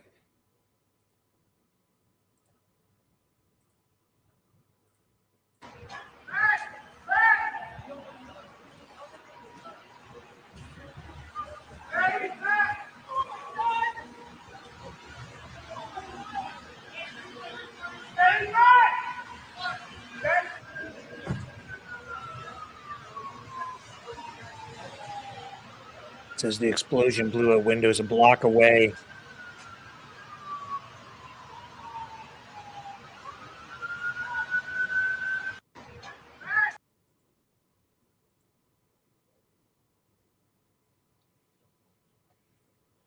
And we have this. Another elevated view right around the moment of the explosion. Just seconds after, I would say.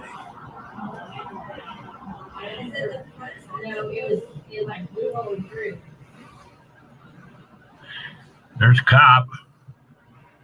Look at it, something blew clean out the front door. Yeah, that's what I'm saying. Look at the top. There's,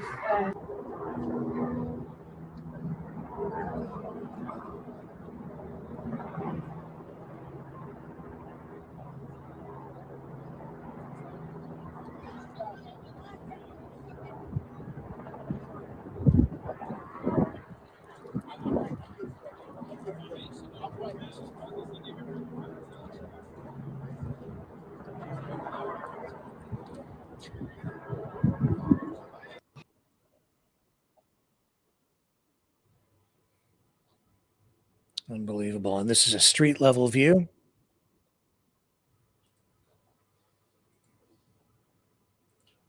This gives you something at eye level. So what was it? Was it that apartment?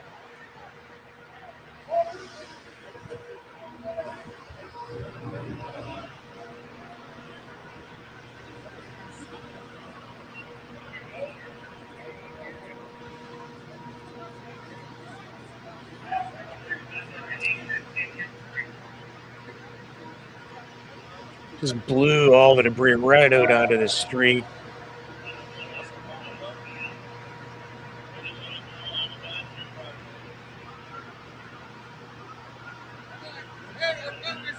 Look on the other side.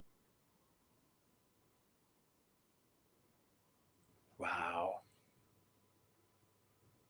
Wow. And we'll go back to this for a second here. Here we go.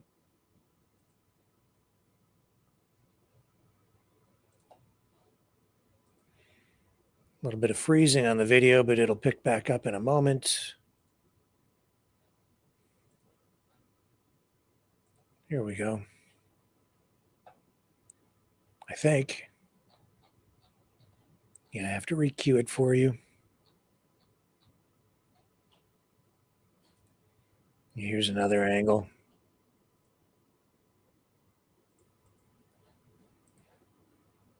Pick this up for you.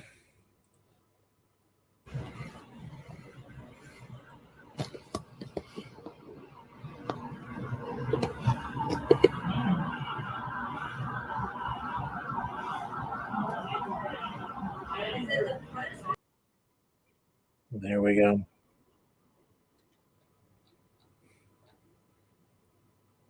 And one more, and then we'll move on.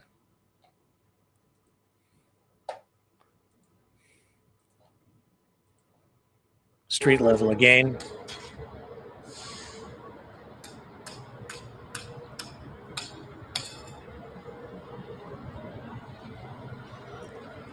And it's unfortunate, but I think when anything like this happens now, people instantly wonder if it has anything to do with the terrorist attack.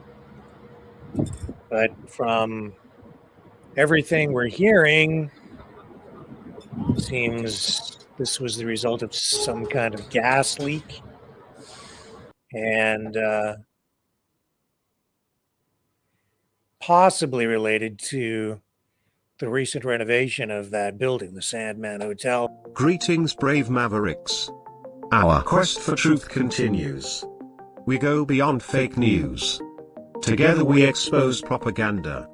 Together we pull others out of rabbit holes. We are maverick thinkers. We are all unique individuals.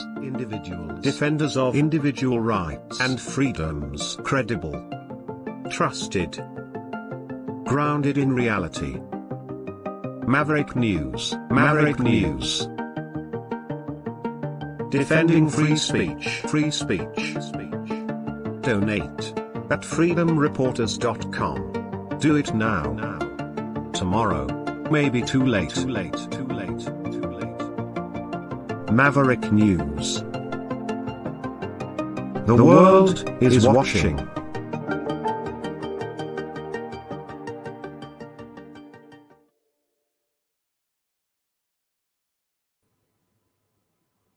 I'm back.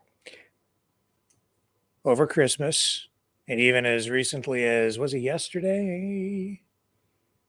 Anyway, certainly over Christmas, people were saying, even when during the call-in shows, saying that, gee, it seems like the weather is so mild and it's so warm and it's so unusual. And we heard from the media that the climate has been changing, and that's why we're getting these snowless winters, getting a lot less snow. I spoke to some people even over Christmas, and relatives even, who were talking about how there just isn't enough snow. We're not getting enough snow, and so climate change. And all the winters are just so warm. Well, tonight, what did I say? I said January is upon us.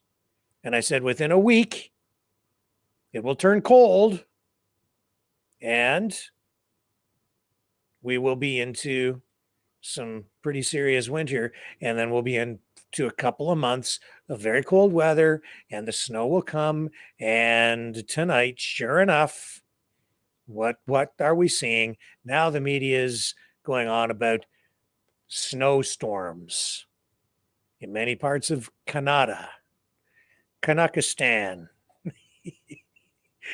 Wind chill of -50. Oh my gosh. 40 centimeters of snow. Or now, as you can see from the weather forecaster there, and then over here, a lot of snow, and then over here, like mega snow, and over here, super mega snow, and then really super, super, super mega cold temperatures. So everything will freeze into a state of permanent frozenness, which my dog will love. My dog he likes to lay on the ice. Not like any other dog I've ever had. Pretty tough little guy. He loves the cold. He's going to love this.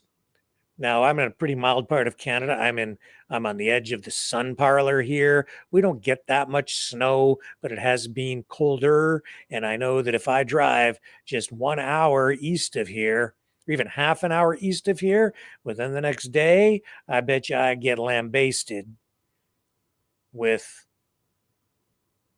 a great big frosty, the snowman welcome. I'm telling you. Here you are. Snow everywhere. Winter storms in Ontario and Quebec coming. Extreme cold. Environment Canada issued extreme cold warnings for parts of Yukon, Northwest Territories, and Saskatchewan, with some temperatures expected to feel like a staggering -50 thanks to the wind chill. A cold episode is expected in parts of the Northwest Territories, with frigid wind chills of -50 until midweek. Heavy snowfall, blizzards in parts of BC, 10 to 20 centimeters of snow Tuesday evening through Wednesday as expected there. The areas could see 5 to 10 centimeters of snow in Cartwright and Black Tickle areas. Come on, my American friends, come on up here and enjoy the snow. Snow, snow, snow, it's Canada. That's what we're all about up here, man. It's called winter. Happens every year. And also, almost without fail, when Christmas comes rolling along, I would say 3 out of 4 Christmases we don't have snow. And people say, oh, the weather's sure changing and we never have snow in winter. It's not a white Christmas. And then shortly thereafter, we get hammered. And it's all their fault because they jinx it by talking about it. And that makes me very unhappy. I don't like the snow and I don't like the cold. I was really quite enjoying the weather. Anyway, I just thought I'd throw that out there, just mention it. See, don't worry about it, man. Don't worry. The winter, it's going to come no matter what. Just when you least expect it. Just when you thought it was safe to go back outside. Okay, so that's kind of where we're at. What I'm going to do is duck out of here and run a little promo and set up the phones. And you guys can join the conversation. Hang tough. I'll be right back. The sharing of biased and False news has become all too common on social media. More alarmingly, some media publishing things that simply aren't true without checking facts first. Unfortunately, some members of the media use their platforms to push their own personal bias and agenda to control exactly what people think, and this is extremely dangerous to our democracy. In an ocean of lies a century deep, the truth awaits. Choose not the red pill. Choose not the blue pill. For both are an illusion. Discover the power of M. The power of individuality. We are Mavericks. We are the way to the light. Fear not the storm. Join our quest for truth. Truth will set you free. Maverick News. The world is watching.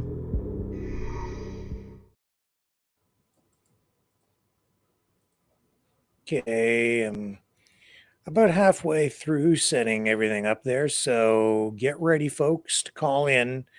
This is the number.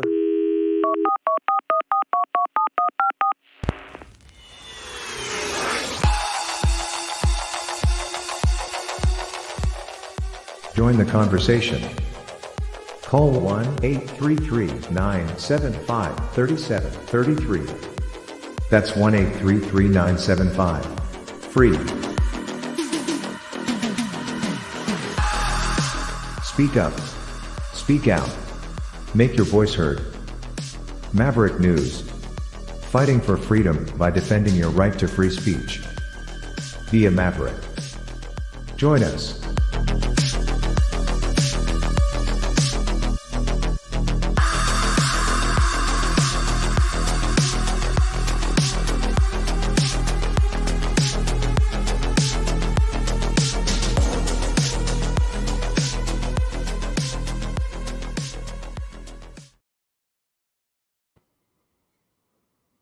Okay, we're getting everything set up here.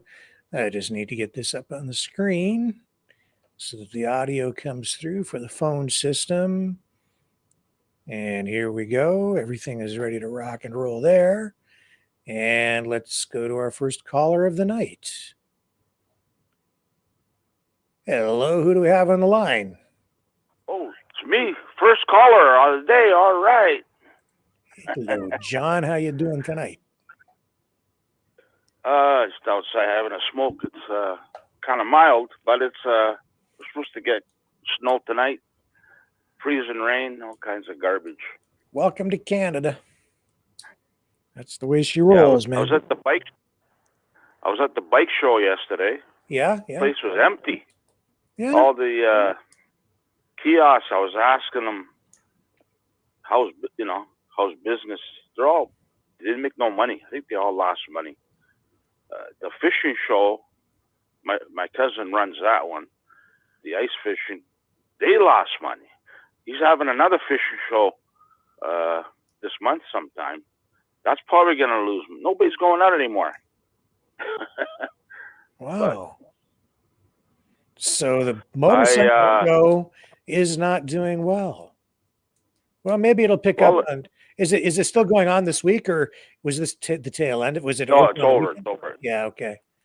Friday, Saturday, Sunday. I went Sunday because it was only open till like 6 o'clock. But usually you get deals, because it's the last day and they don't want to lug it back. Just all right, give me $20 off or whatever.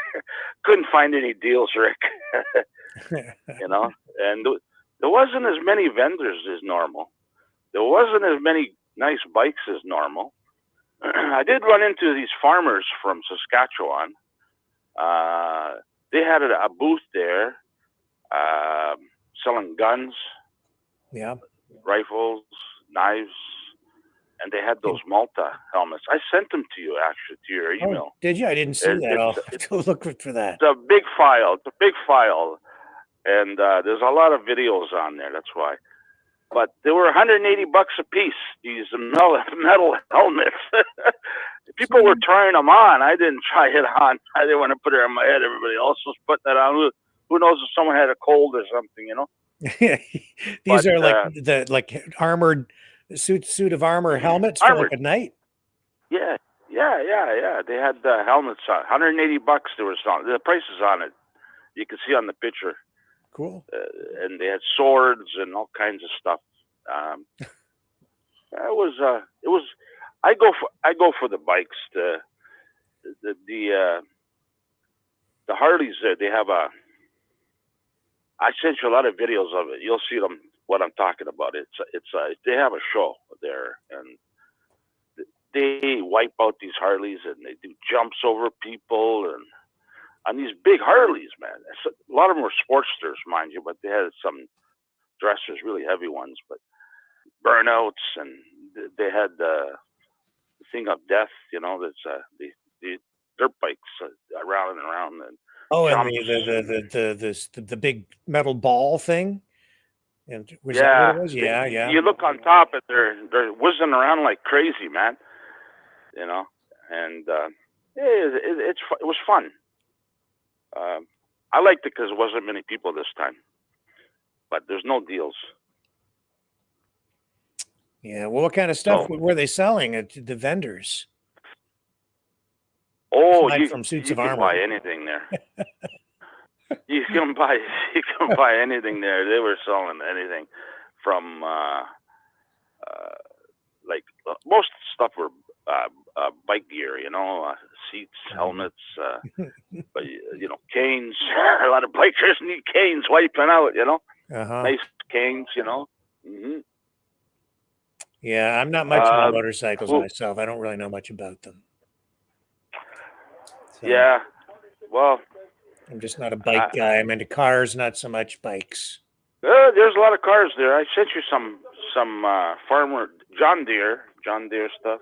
A lot of the bikes they had these nice bike with a big chariot behind it. It was all custom. I took a picture of that. That's pretty cool. They had some cars there too. They had everything, you know. So, but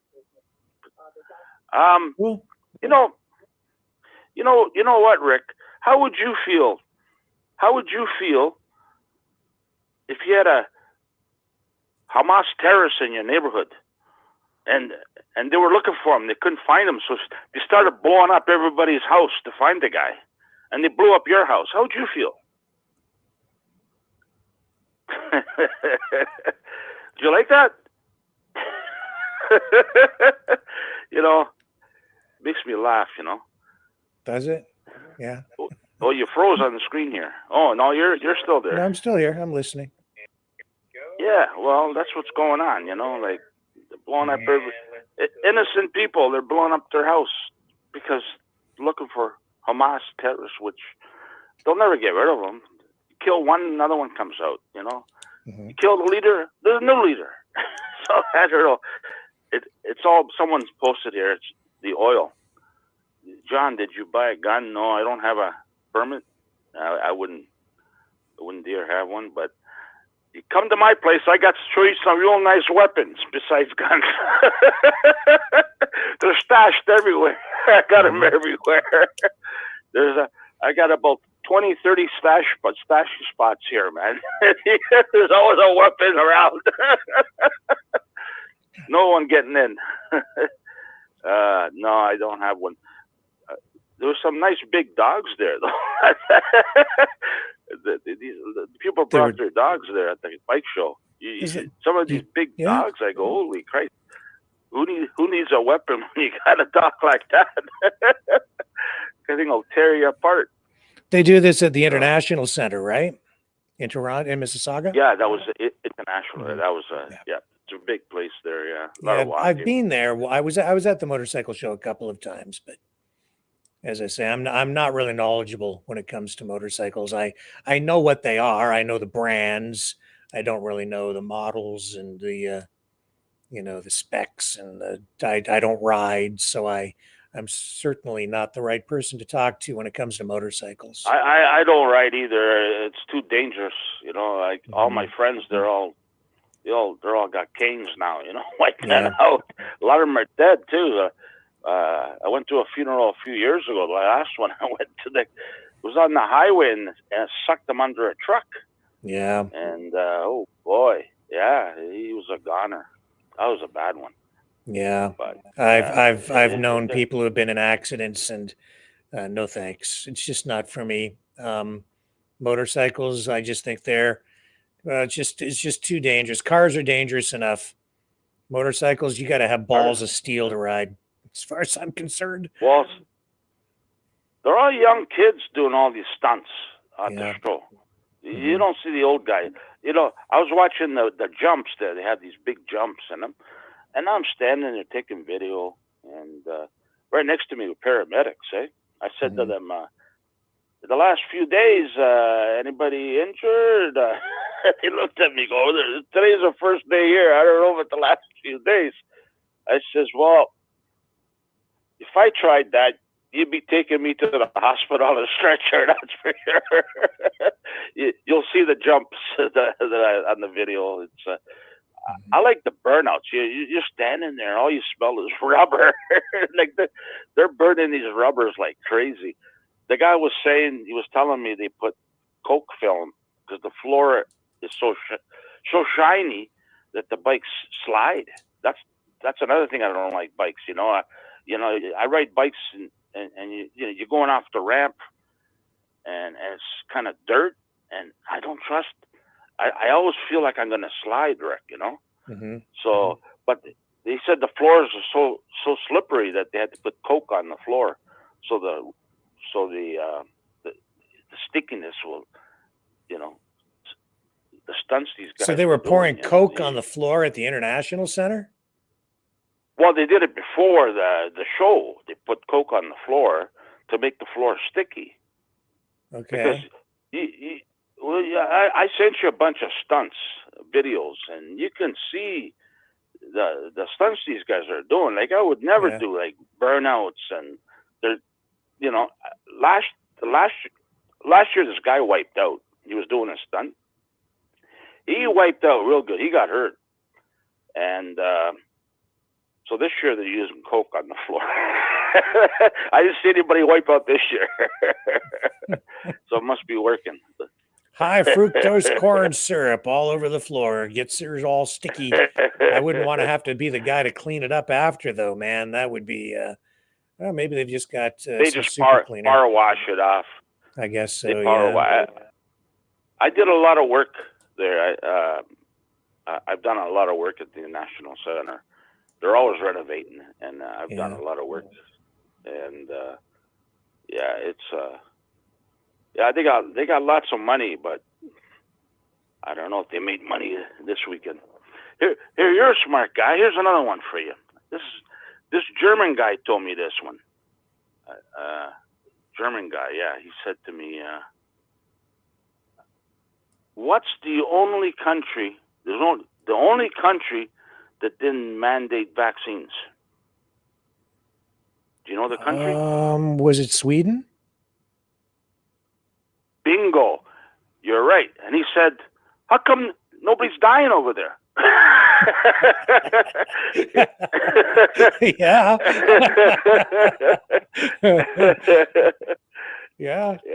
He's on his fourth, by the way. The guy's oh man, 84 years old. He still owns a business, but he's German, and he just got back from a 6-week trip in Switzerland. He's got friends in Switzerland. He goes to Germany. He goes to Florida. 4 times a year he's traveling, and he's got it. I told him, once you sell the business, that's a lot of work, Yeah. Anyways, I guess it keeps him busy. He says the wife, she's looking after the business.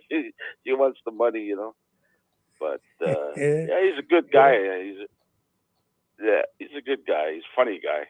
Now you've piqued my interest, so I'm just looking up the COVID stats for Sweden to see if we can get some facts on that, because I haven't looked at Sweden in a long time. In fact, I don't even there it is right there. I haven't even really been looking at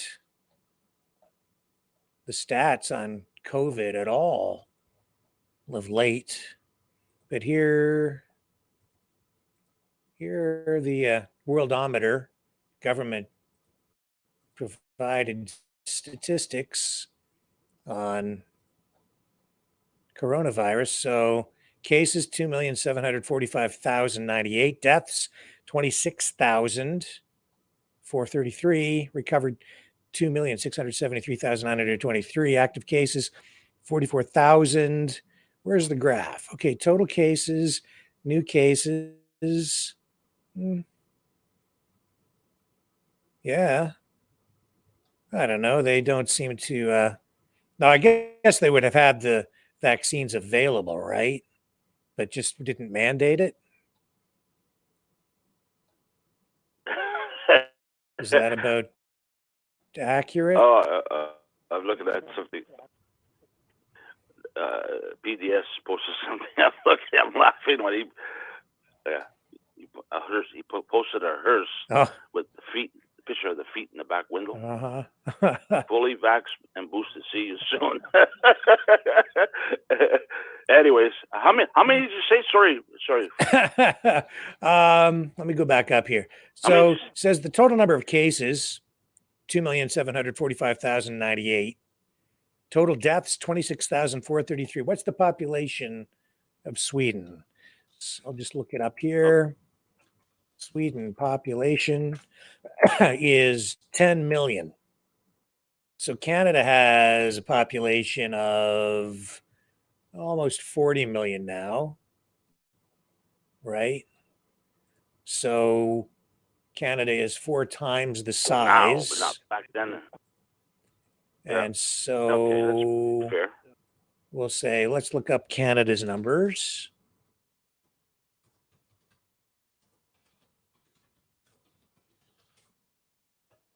And we'll see what we get here for Canada. So 4 million cases, so 56,000 deaths. So, I mean, I don't know if it's fair to look at these, compare these numbers directly like that, because you have a lot of different factors in play, right? You have environmental factors, socioeconomic factors. It's not really climate, temperature, demographics, how people work, where they go, what the government response was, whether people locked down, didn't lock down. So you have to take a more, I think, appropriate approach to it, a more scientific approach than just simply holding up to 2 numbers. So Canada had about twice the number of deaths, and it also depends on how the governments report those statistics as well, right?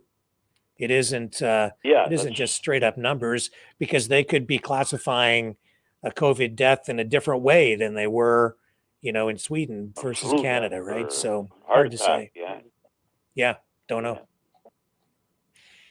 I don't know. Anyways, they I think they were the only country that didn't lock down and do anything, and things turned out all right there. Yeah, it doesn't look like now, it's that much different. You see this morning, actually, this evening I was watching, or this afternoon, Fauci's in Washington right now. He's in private meetings talking about what happened, what's going on, something new strain coming out. Oh, I don't know what they won't tell nobody nothing.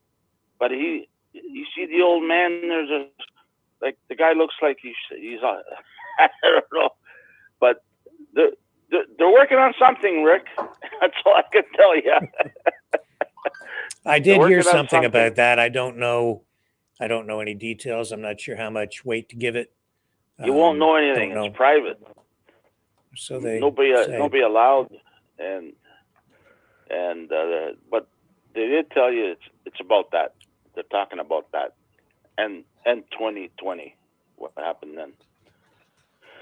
So I don't know.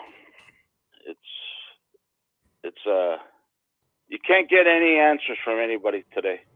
Fauci to testify before Congress on COVID origins. So he is going to be involved in a 2-day closed-door transcribed interview. It'll take place it started today, I believe. Continues tomorrow. So it is all behind closed doors. It's happening before Congress this week as part of the Republicans' years-long investigation into the origins of COVID-19. And he was seen entering the Capitol this morning. Closed door meeting. What else is being reported here? He doesn't look like he's in good shape, by the way. Well, he probably got over injected with too much youth juice. I don't know. He didn't look like he was walking normal. He looked like rough shape. Yeah. Uh-huh. There was last week. There was a guy on the other show, Shadow, Dr. Maverick or whatever his name is. It was interesting, but the guy admitted being paid off $400,000 for promote the thing. You know. Now, But he had a doctor on there who admitted to taking $400,000. He admitted this. He admitted this on his show. Yeah. And he was a guest on the show and said this. Yes. Yeah. And what was this he got doctor's paid name? $400,000 from Maverick, not Maverick, Maverick, Maverick, Dr. Maverick. There you go. Yeah. Somebody probably posted in there. They know him. Somebody knows the guy. They know him. But he was on there last week. Actually, the show's still there if you go on Shadow. Let me see here. Where's Shadow here on this stupid iPad? Right there. So you go there. There we go. Makis, Makis, William Makis. If you go on that, yeah, his interview's still up there on Dr. William Makis. Yeah, he admitted he got paid. So did he just run clips of this guy, or did he actually have the guy on? Oh no, he was on there. He was talking to him live. Yeah, it's a live interview. So it's an hour and 46 minutes. And so Shadow. this guy says that he took $400,000 in order to promote the stuff. Yep. I don't know. You got it. Oh, if you click on that interview, so then he goes on Shadow Davis's show. Yeah. And says I took $400,000 to promote it. And is he ashamed of it, or is he happy about it, or what's he saying? Here's what he said tonight. Dr. Makis blew the lid off the AHS earlier this week, revealing a bombshell document proving they tried to buy him off with a cash settlement of $400,000. This means they knew they were in trouble. He talks about that. Did he have receipts on this? Yeah. Did he have documents? Did he show memos, signed things? We all know all these doctors and hospitals got paid off. Well, did he show anything to prove this, or did he just say it? I don't know. You got to listen to the interview. I think I fell asleep. It's on late at night. So he has expertise in radiology, oncology, and immunology. Governor General's Medal, University of Toronto scholar. It says here on Substack. That's what he claims. So those his credentials are. Don't know. I'm not really familiar with him. Well, we all know all these doctors and hospitals. They're all paid off, and Trump too. Like you know how much Trump made. Okay, he'll do anything for a buck. Trump, you know that. He'll do anything for a buck. That guy. That's what he does. Makes money.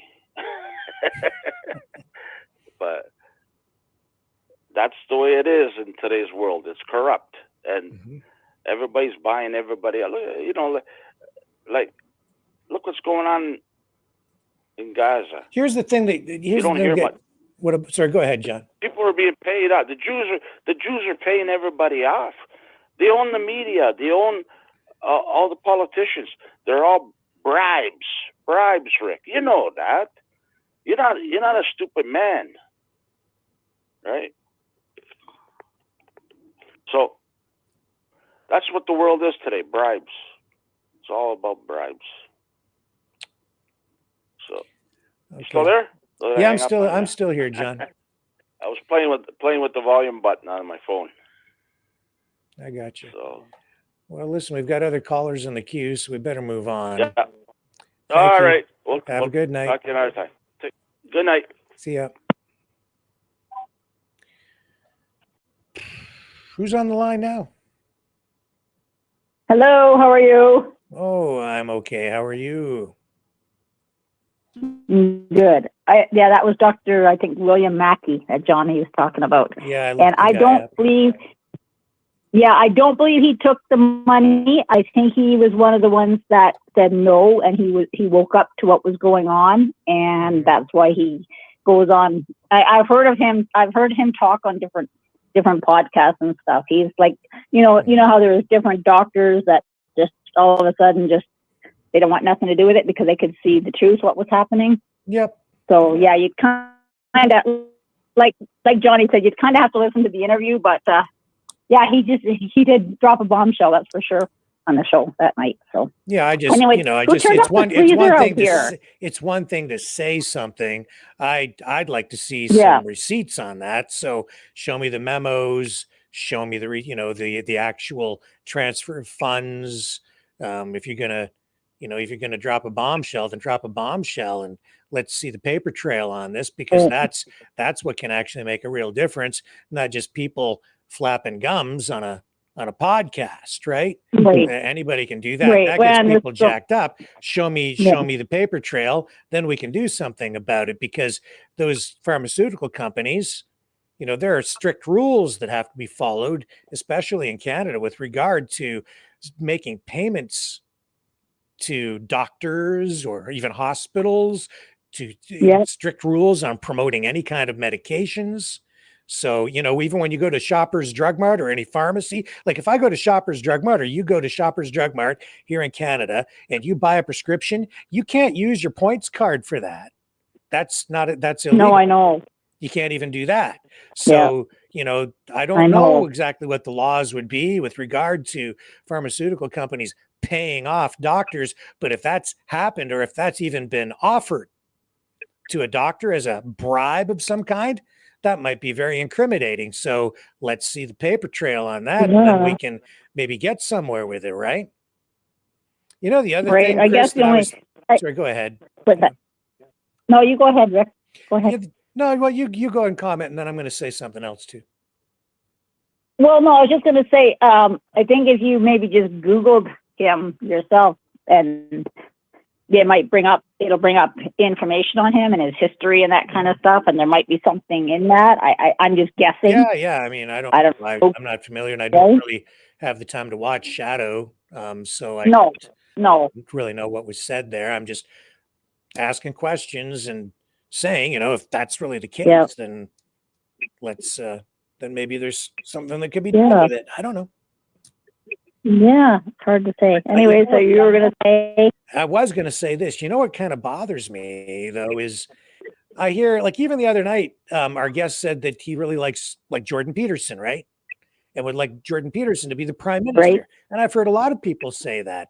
But when I look at some of the people who are out there right now on the podcast circuit, who have been up speaking in front of people, and people say that these are great leaders and they're sticking up for the unvaxxed, and a lot of these guys have been vaxxed.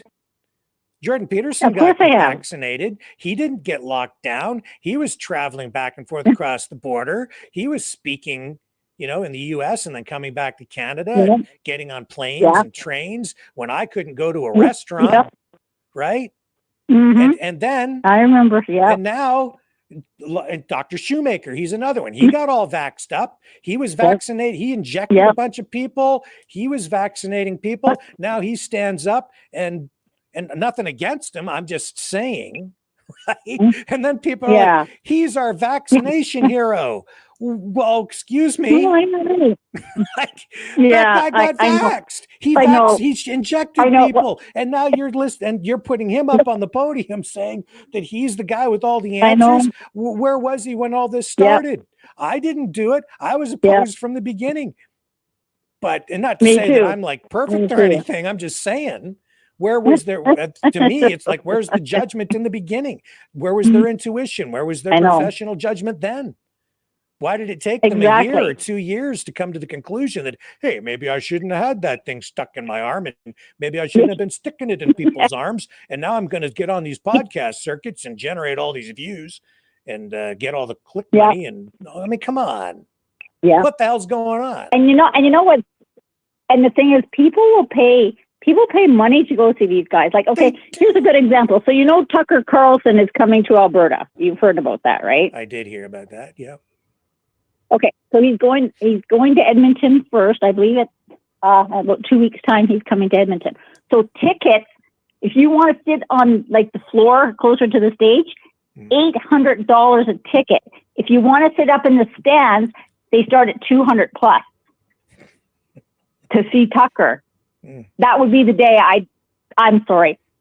Like, you know what? They're just, now these guys are just making money. I have issues with that because they seem to be making money off of what really happened, and they're still doing it, right? Like, I mean, when does it stop? I mean, you know, you can hear Tucker. He's all over. All the time he's doing stuff. You know, $800.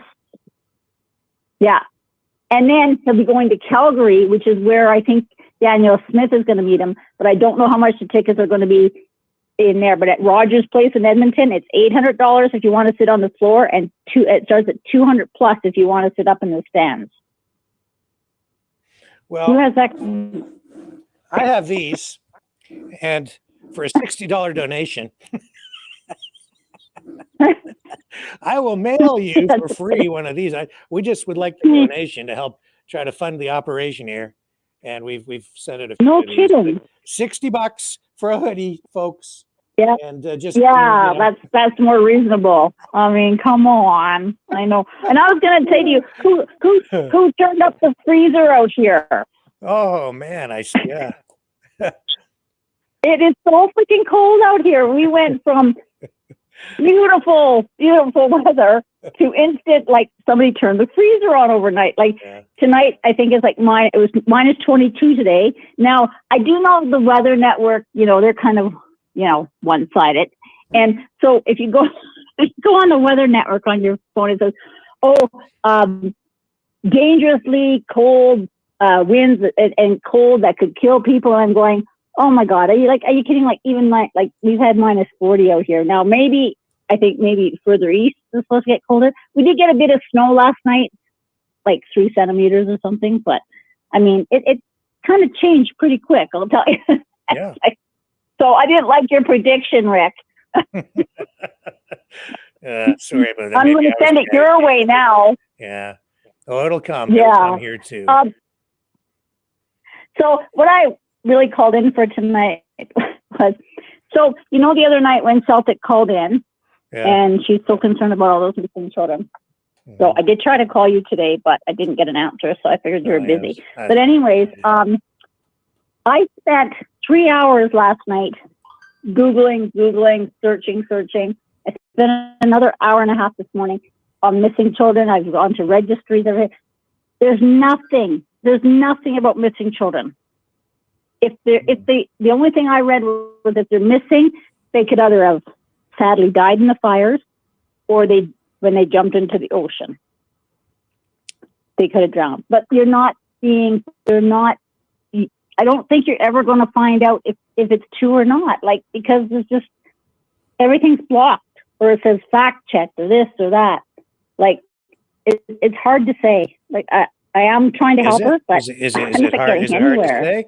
I'm not asking you to find the children. What I said was, find me a parent, find me a relative, a brother, a mother, a sister, a cousin, an aunt, an uncle, a grandparent, anybody from a family who, and good luck, because there are supposed to be over 1,000 children, right? Missing. Yeah, that's what they're saying. Well, that's what they said, but. So if you have a community, but you're not, Chris, if you have a community with over 1,000 missing children, that's 1,000 families. By extension, you have, how many people in a family? 10, you'd have like 10,000, 20,000, maybe 100,000 relatives. I don't know, depending on how many children in total. So I'm just saying, get me a family member for and that's the thing, how missing kids. And I'd like to put them on the show. And you couldn't find, you spent and 2 I days like looking, to know how, couldn't find a family member, right? I couldn't find nothing like this. Like even when I went to a registry to see, if there was parents that have things on there, there's nothing. Like I don't know how you're going to find relatives of any of these kids because other things are being kept very, very quiet, or it's just not true. I mean, yeah. There you go. Maybe that's what the problem is. Maybe it's just not. And well, and that's the thing. And I don't want Celtic. I mean, if she's listening, I don't want her to be upset, but I just want her to know that I am looking. And I don't want her to be upset either.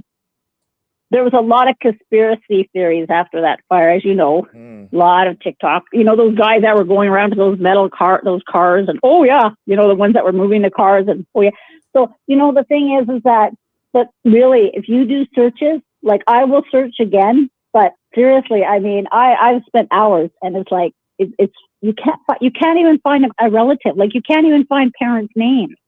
I've been looking too. Any of these kids. I don't know how I'm having a lot of trouble finding any relatives. I haven't been able to find a single one. So I'm putting the challenge out there to everybody because people have been very distraught, very, very upset about it. And of course they have. Leaving the challenge open. Somebody go get me some families. We'll put them on here because, I'll tell you, in my town, where I live, if we had 1,000 missing children, you know what would be going on right now? Town hall meetings. People would be up in arms. They'd be protesting. They'd be out at City Hall. They'd be up at Ottawa. They'd be like, go find our children.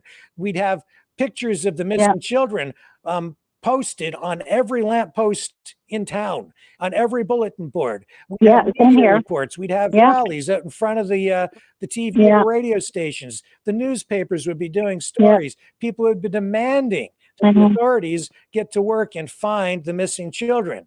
But here in Lahaina, I'm not seeing anything like that. I'm not seeing any pictures posted on any lampposts anywhere.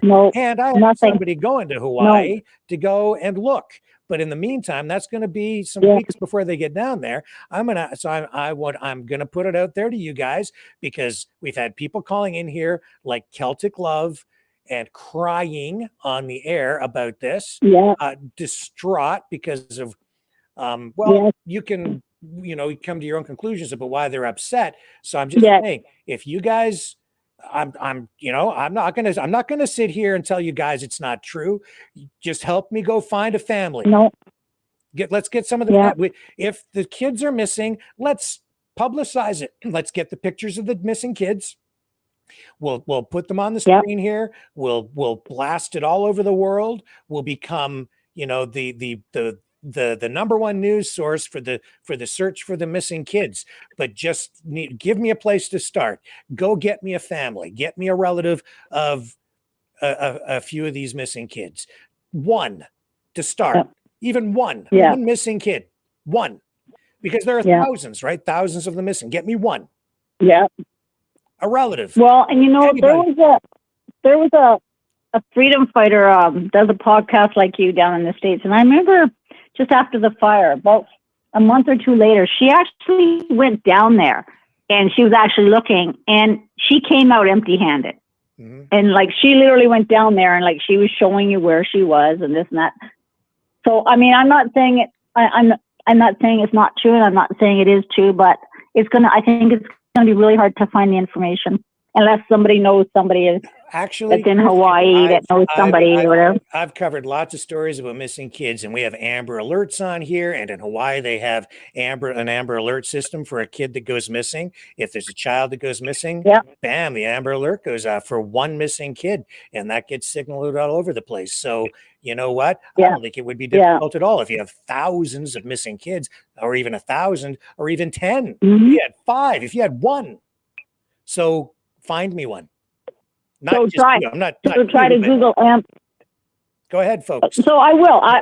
I'll Google Amber Alerts tonight for missing children. We'll see if that produces. If I hear anything, I'll give you a call. But other than that, I won't hold the line up too much longer. I appreciate you calling and telling me that because I appreciate you digging into it and looking. And I'm encouraging every member of the Maverick family to just spend even a few minutes, just search for for the missing kids from the wildfires. That's what we're talking about here. I'm not talking about missing Yeah. kids from domestic disputes or any of the other kinds of things that police would look into.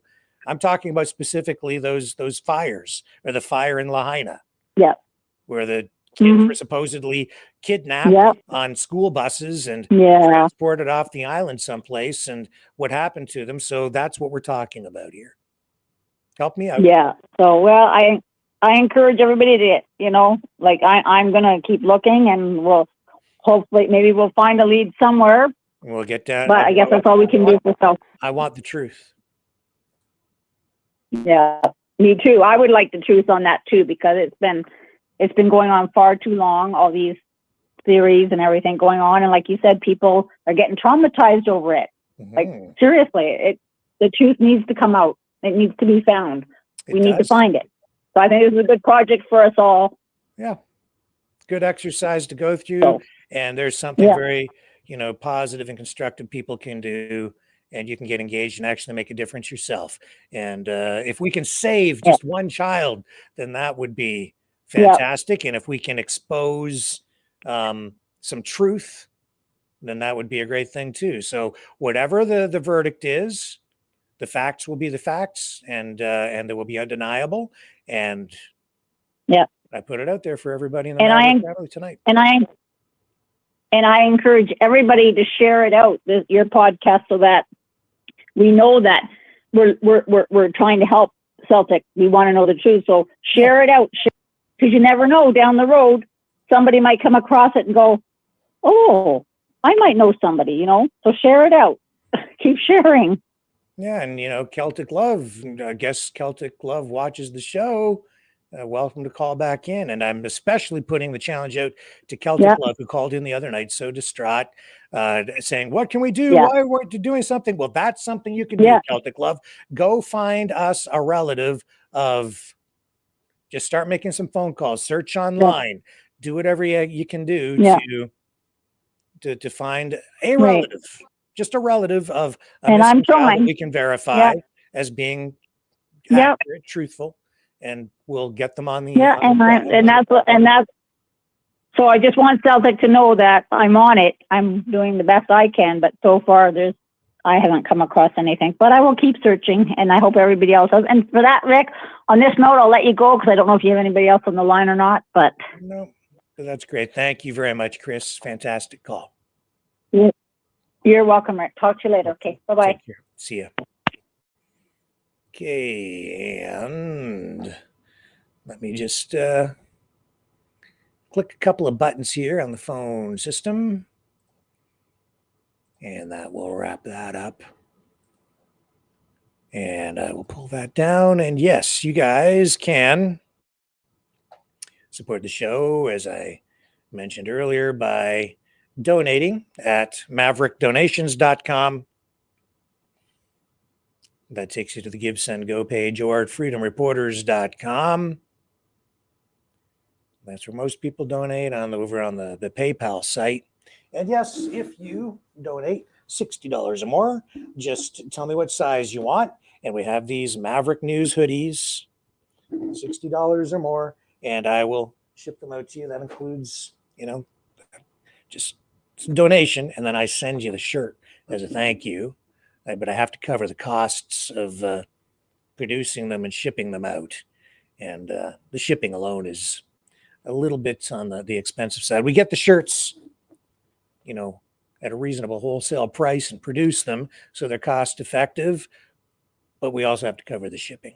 And you'll help fund the operation here with a $60 or more donation. We also have t-shirts, again, in various sizes, and you can have them in any color you want, as long as it's black. And for a $30 donation or more, I can send you a t-shirt as a thank you as well. And you can do that through freedomreporters.com. You can also support the channel simply by liking, sharing, subscribing. I haven't bothered with Facebook for the past 2 nights because of all the censorship issues we're facing over there. Blocked on most of the Facebook pages anyway, banned for the next number of months, I guess. So I've just kind of like, whatever. So we're not able to broadcast over there at the moment, but we are back on, I think, our main YouTube channel starting tomorrow. We're on our alternative YouTube channels tonight. So make sure you subscribe to those if you're watching there tonight, or go over and subscribe on them. There's Maverick Live and the Rick Walker channel. Hit the notification bell if you do subscribe so that you receive notifications every time we post a new video. I'm still trying to get some traction over on Twitter. I don't really use it properly. We just post the live stuff there, and I don't get involved in all the back and forth social media sparring that takes place so much there, which is why we don't grow that quickly. But I'm just too busy producing the long form live streams over here. And we're on Rumble, so please subscribe on Rumble too, on our Rumble channels, because that's the most important platform for us, where we are getting the most traction. And you can also support us through the Rumble rants there. And yeah, we're on a bunch of other platforms where you can watch the rebroadcast as well. Gab and BitChute and CloudHub and HugeTube and Brighteon and so on and so on and so on. And we really appreciate the support.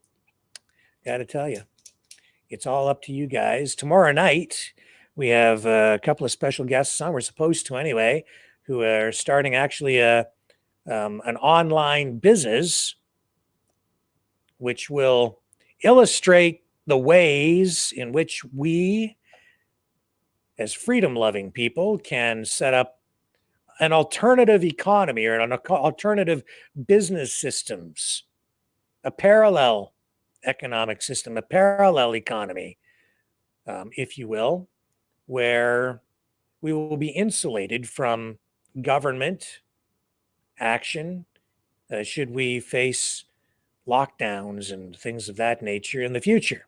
So tune in tomorrow night, 6 p.m. Eastern Standard Time, and I'll tell you all about that, along with our special guests, and I won't spill the beans. You'll have to tune in tomorrow night to find out exactly what it is that they are working on and what they're launching and how you might be able to get involved. That's tomorrow night here on the Maverick News Channel, 6 p.m.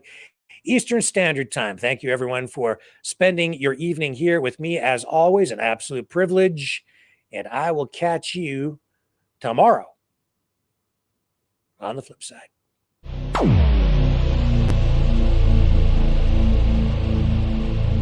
This has been a Maverick Multimedia production.